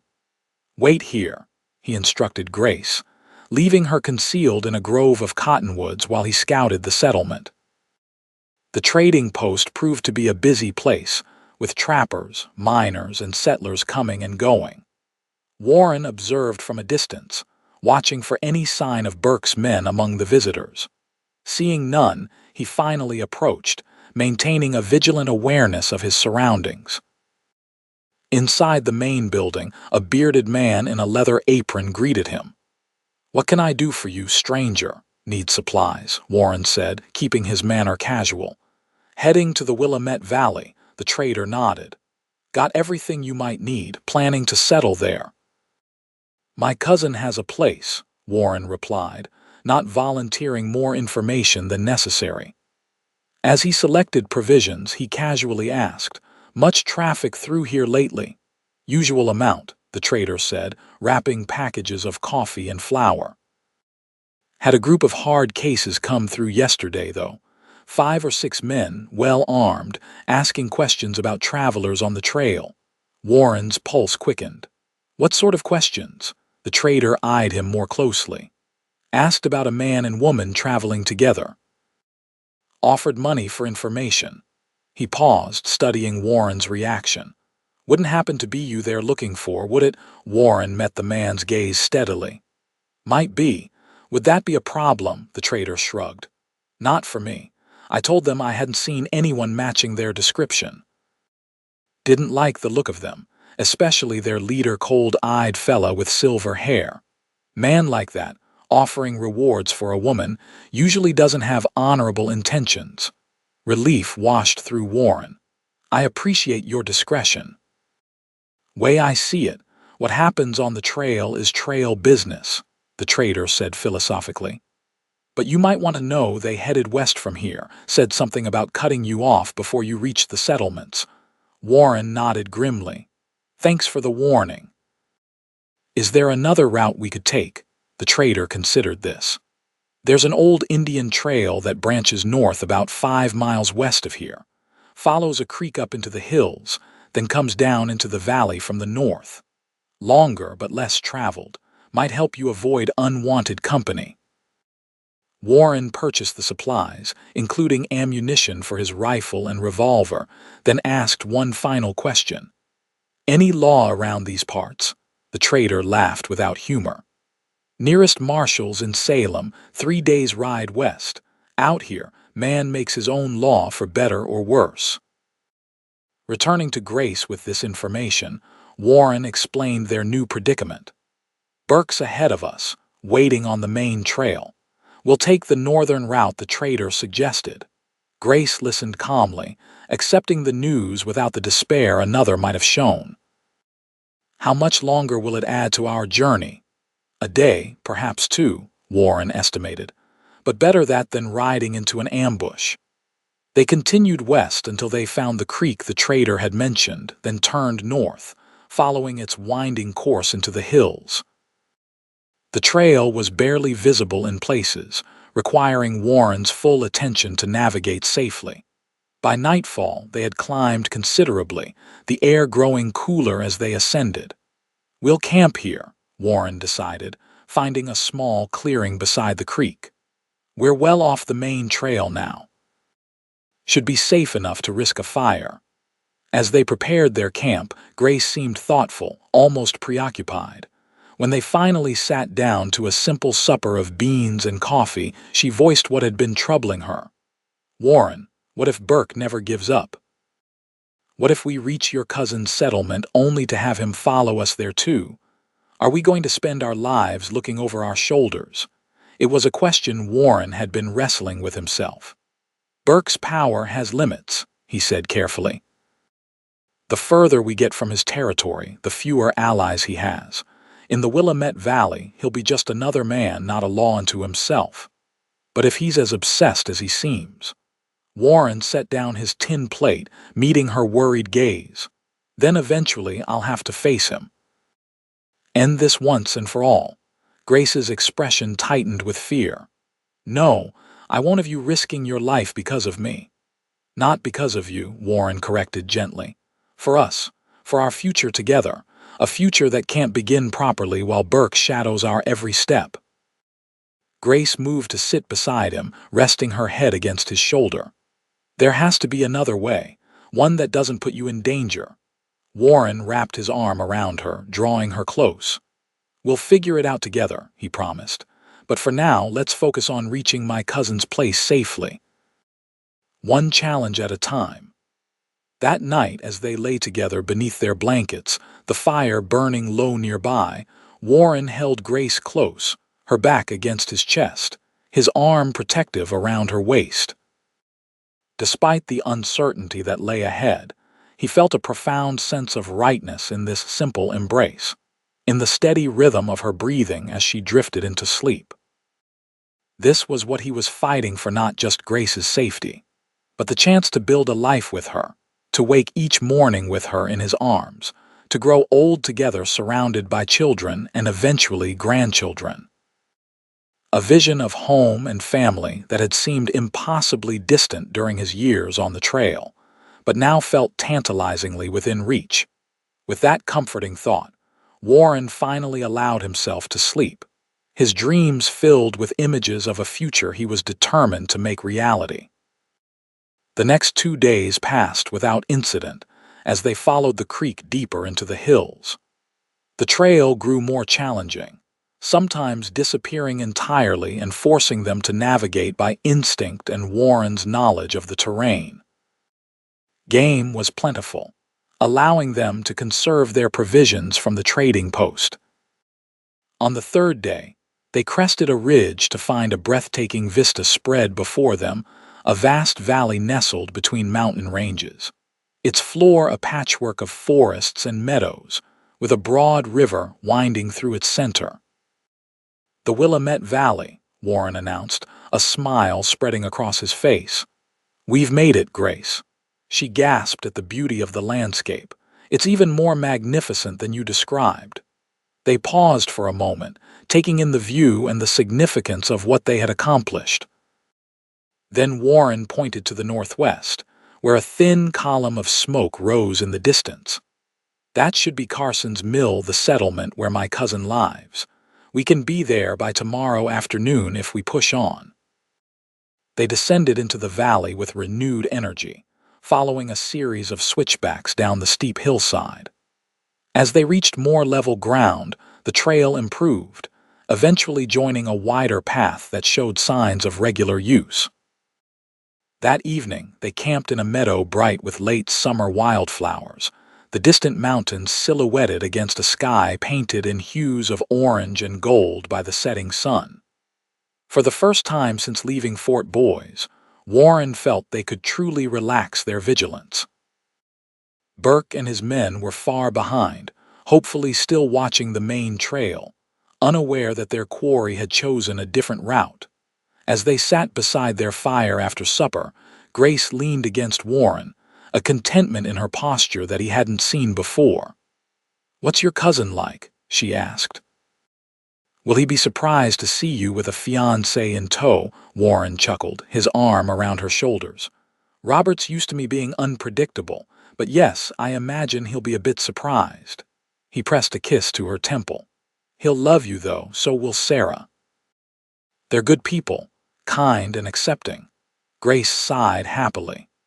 "It will be nice to be among good people again, to start building our life together without looking over our shoulders." They spoke long into the evening, planning their future in more detail than they had dared to before. Warren would work with his cousin initially, learning the local territory and saving to buy land of their own. Grace would establish her millinery shop in the growing settlement, catering to the wives of settlers and travelers passing through. "And a home," Grace added, her eyes alight with dreams. "Nothing grand but ours, a place for children to grow up someday." Warren's heart swelled at the image. "Children, how many are you thinking?" Grace smiled up at him. "At least 3. I was an only child. It was lonely after my parents died. I'd want our children to always have each other." "3 it is," Warren agreed, kissing her tenderly. "Or more, if that's what you want." They retired to their bedrolls with hopeful hearts, the end of their journey finally in sight.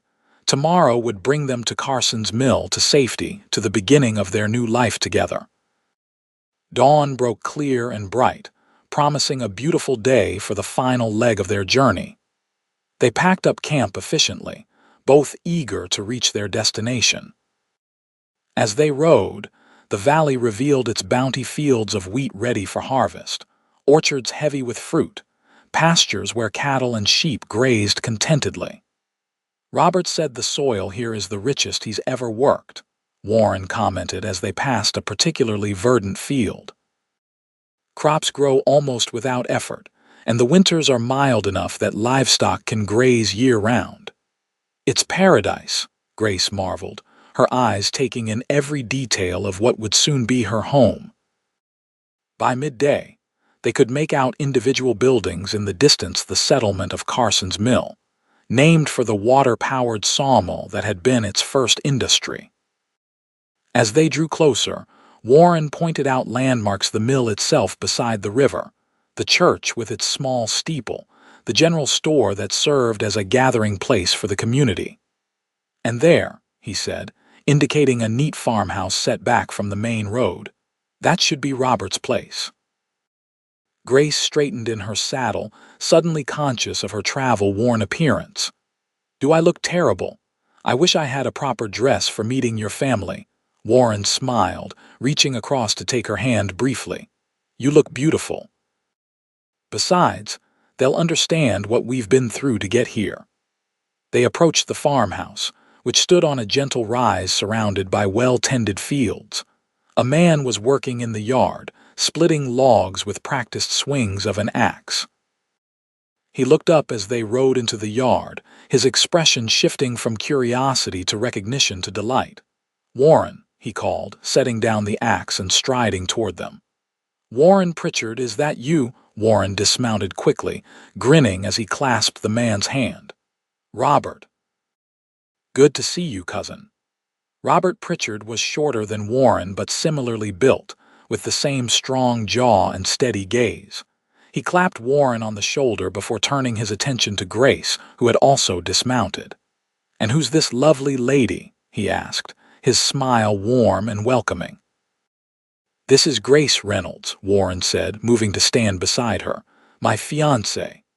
Robert's eyebrows rose in surprise, but his smile only widened. "Well now, that's news indeed. Welcome to our home, Miss Reynolds." He turned toward the house, calling, "Sarah, come out here." "Warren's arrived, and he's brought a fiancée." A woman emerged from the house, wiping her hands on her apron. Her face lit up at the sight of Warren, and she hurried forward to embrace him. "We've been hoping you'd come ever since we got your telegram," she said, stepping back to look at him fondly. "Though you didn't mention a fiancé," Warren chuckled. "It's a long story, Sarah." Sarah turned to Grace, taking in her travel-worn appearance with understanding rather than judgment. "You poor dear, you look exhausted. Come inside, both of you. I'll fix you something to eat while you tell us this long story." The farmhouse was simple but comfortable, filled with evidence of a happy family life: children's toys, handmade quilts, furniture built with care rather than extravagance. Two young children, a boy of about 8 and a girl perhaps 5, watched shyly from the kitchen doorway as the adults entered. "Tommy, Eliza, come meet your cousin Warren and his fiancée, Miss Reynolds," Sarah called. The children approached cautiously at first, but soon warmed to the visitors. By the time Sarah had prepared a hearty meal of bread, cheese, and stew left over from their midday dinner, the children were sitting on either side of Warren, listening wide-eyed as he described the cattle drive. Over the meal, Warren explained their situation more fully to Robert and Sarah: Grace's confrontation with Burke, the attempted drowning, their flight across the territory with Burke in pursuit. He didn't embellish or dramatize. The truth was dramatic enough. "So you see," he concluded, "we've come here hoping to start fresh, somewhere beyond Burke's reach." Robert and Sarah exchanged glances. "Of course you'll stay with us," Sarah said firmly, "for as long as you need." "And if this Burke fellow shows his face in Carson's mill," Robert added grimly, "he'll find more than he bargained for. We look after our own here." The simple acceptance and support brought tears to Grace's eyes. "Thank you," she said softly. "You don't know what this means to us." Sarah reached across the table to squeeze Grace's hand. "Family is family, dear, and any woman who could endure what you have and still be standing deserves our respect and help." After the meal, while Sarah showed Grace to the spare bedroom where they would stay, Robert took Warren outside to the porch. They sat in rocking chairs, looking out over the farm as the sun began its descent toward the western mountains. "You found yourself a remarkable woman," Robert observed, lighting his pipe. Warren nodded, a smile playing at his lips. "I know it. Still can't quite believe she's agreed to marry me." "When's the wedding to be?" "As soon as possible," Warren replied. "We've already waited too long." Robert studied his cousin thoughtfully. "You really love her, don't you?" "More than I knew was possible," Warren admitted. "She's everything to me, Robert, everything." Robert nodded, satisfaction in his expression. "Then we'll help you build a life here. There's land available just north of mine, Good Bottomland, with a fine building site on a rise overlooking the river. I can speak to Carson about it tomorrow. He's been holding it for the right settler." Warren was momentarily speechless at his cousin's generosity. "I don't have much money," he began, but Robert waved away his concern. "Carson will give you fair terms. Besides, the settlement needs good men like you and women like your Grace. You'll be an asset to Carson's mill." They spoke longer of practical matters, the cost of land, building a cabin before winter, finding work to supplement their savings until crops could be planted in the spring. When Sarah called them in for supper, Warren felt a sense of purpose and direction that had been lacking in his life on the cattle trails. That evening, after the children were in bed and Robert and Sarah had retired to their room, Warren and Grace sat alone by the fireplace.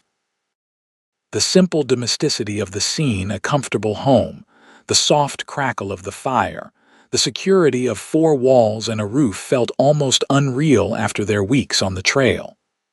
"Are you happy, Grace?" Warren asked softly, watching the firelight play across her features.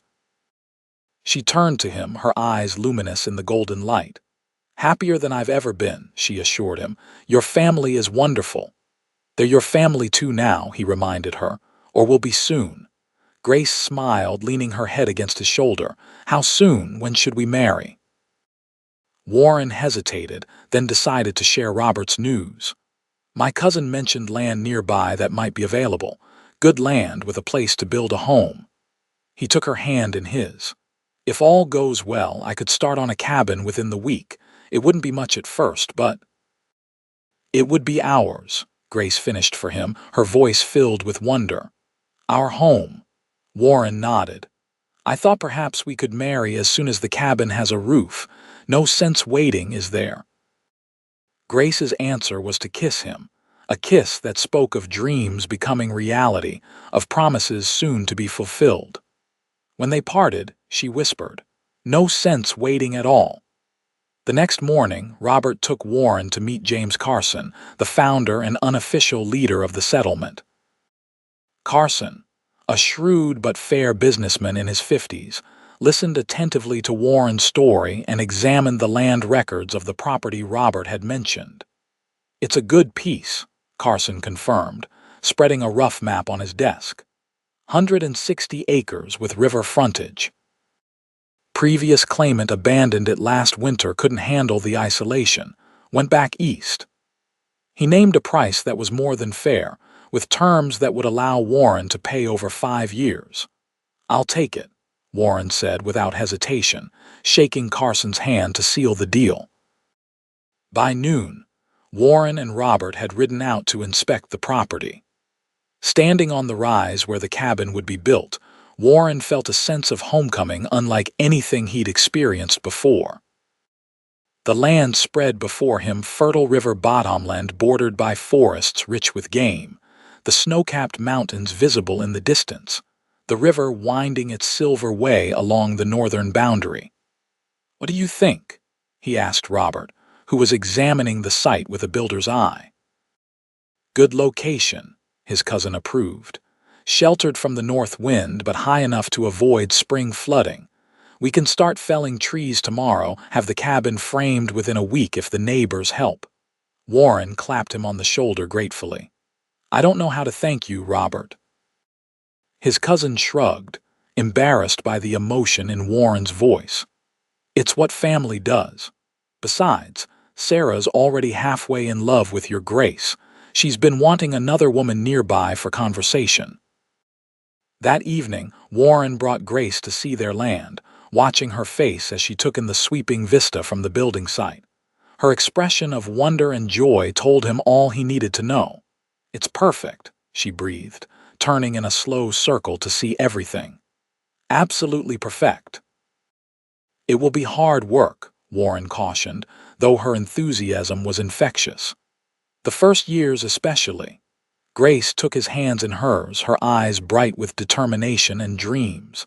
"I'm not afraid of hard work, especially not with you beside me." The next weeks passed in a blur of activity. Word spread throughout Carson's mill about the new settlers and their unusual story. Neighbors appeared daily to help with the cabin, raising men with axes and saws, women with food and encouragement. The community embraced Warren and Grace as their own, their journey to reach the valley becoming something of a local legend even before the cabin was finished. Grace divided her time between helping Sarah with household tasks and beginning to establish her millinery business. Word of her skill with hats spread quickly among the women of the settlement, and orders began to come in even before she had properly set up shop. Warren worked from dawn until dusk on their cabin and land, coming home to Roberts each night exhausted but satisfied with the progress. The cabin took shape with remarkable speed, a sturdy two-room structure with a stone fireplace, small windows covered with oiled paper until proper glass could be obtained, a pitched roof of hand-split shingles. 23 days after their arrival in Carson's mill, Warren carried the last load of furniture, a bed frame and table made by Robert, chairs from the general store, a rocking chair that Sarah insisted was a wedding gift into the completed cabin. Grace followed with linens and kitchen implements, arranging everything with a homemaker's touch that transformed the simple structure into a home. That evening they stood together in the doorway of their cabin, Warren's arm around Grace's waist as they watched the sunset paint the valley in shades of gold and crimson. "Tomorrow," Warren said softly, "tomorrow you'll be my wife." Grace leaned into his embrace, her expression serene. "I've been yours since the river, Warren. Tomorrow just makes it official." The wedding took place the following day in the small church of Carson's Mill. Every resident of the settlement attended, crowding the simple building to witness the union of the couple whose love story had captured their imaginations. Grace wore the wedding dress she had commissioned in Fort Boys, which had arrived just days before, carried by a freight wagon from the east. She had modified it herself, adding delicate embroidery around the collar and cuffs. In her hair, she wore the silver butterfly comb Warren had given her, now a symbol of their journey together. Warren, in new clothes purchased from the general store, watched with awe as Grace walked toward him on Robert's arm. In that moment, all the dangers they had faced, all the hardships they had endured, seemed distant and unimportant compared to the joy of this day. The ceremony was brief but heartfelt, the minister's words echoing the commitment Warren and Grace had already made to each other many times over during their journey. When they spoke their vows, their voices were steady and sure, filled with the certainty that comes from having already proven their love through adversity. "I now pronounce you husband and wife," the minister declared to the beaming congregation. "What God has joined together, let no man put asunder." The celebration afterward was held at Robert and Sarah's farm, with tables set up in the yard laden with food contributed by every family in the settlement. There was music from a fiddle and harmonica, dancing on a wooden platform built for the occasion, and countless toasts to the happiness of the newlyweds. As evening approached, Warren and Grace slipped away from the celebration, riding to their cabin, their home, where they would begin their married life together. Inside, Grace lit the lamps while Warren started a fire in the fireplace, the familiar domestic actions somehow transformed by the knowledge that this was now their shared life, their shared home. When the fire was burning steadily, Warren turned to find Grace standing in the center of the main room, her wedding dress glowing in the lamplight, her eyes filled with love and promise as she held out her hands to him. "Welcome home, husband," she said softly. Warren crossed to her, taking her hands in his. "Welcome home, wife," he replied, his voice rough with emotion. Their kiss was tender at first, then deepening with the passion they had held in check during the weeks of cabin building and wedding preparations. No longer constrained by propriety or circumstances, they gave themselves fully to each other, consummating their marriage with a love that had been tested by fire and water and emerged stronger for it. Later, as they lay together in the bed that was now truly theirs, Warren traced the contours of Grace's face with gentle fingers. "Happy?" he asked softly. She smiled, her eyes reflecting the faint glow of the banked fire. "More than I ever imagined possible." Her hand came up to cover his. "Are you complete?" he answered honestly. For the first time in my life, I feel complete. Their life together in Carson's mill unfolded with the steady rhythm of the seasons. Warren worked the land, planting wheat and corn, establishing an orchard, raising cattle and horses with knowledge gained from his years on the trail. Grace's millinery business thrived, expanding to include dressmaking as the settlement grew and prospered. The threat of Burke receded with time. Whether he had given up the chase or simply lost their trail, they never knew for certain. Occasionally, travelers from the east would bring news of the cattle baron, his expanding holdings, his political ambitions, but he never ventured as far as the Willamette Valley. And gradually, the fear of his pursuit faded from their thoughts. A year after their wedding, Grace gave birth to their first child, a daughter they named Sarah Ellie, honoring both Warren's cousin's wife and the cook, who had befriended Grace during her time with the cattle drive. 2 years later, a son joined the family, named Robert Travis after Warren's cousin and the trail boss who had helped them escape Burke. As Carson's mill grew into a proper town, Warren became a respected figure in the community, serving on the town council and helping to establish the region's first school. Grace's shop expanded into a full emporium, selling not just hats and dresses but a variety of goods for the home, becoming a gathering place for the women of the town. 5 years after their arrival in the valley, as they celebrated their daughter's 4th birthday, a letter arrived from an attorney in St. Louis. Grace opened it with trembling fingers, fearing bad news from her past. Instead, she found herself the beneficiary of an unexpected inheritance. Her former employer, the owner of the seamstress shop where she had worked as a girl, had died childless and left his considerable estate to the young woman, whose talent and determination had impressed him so many years before.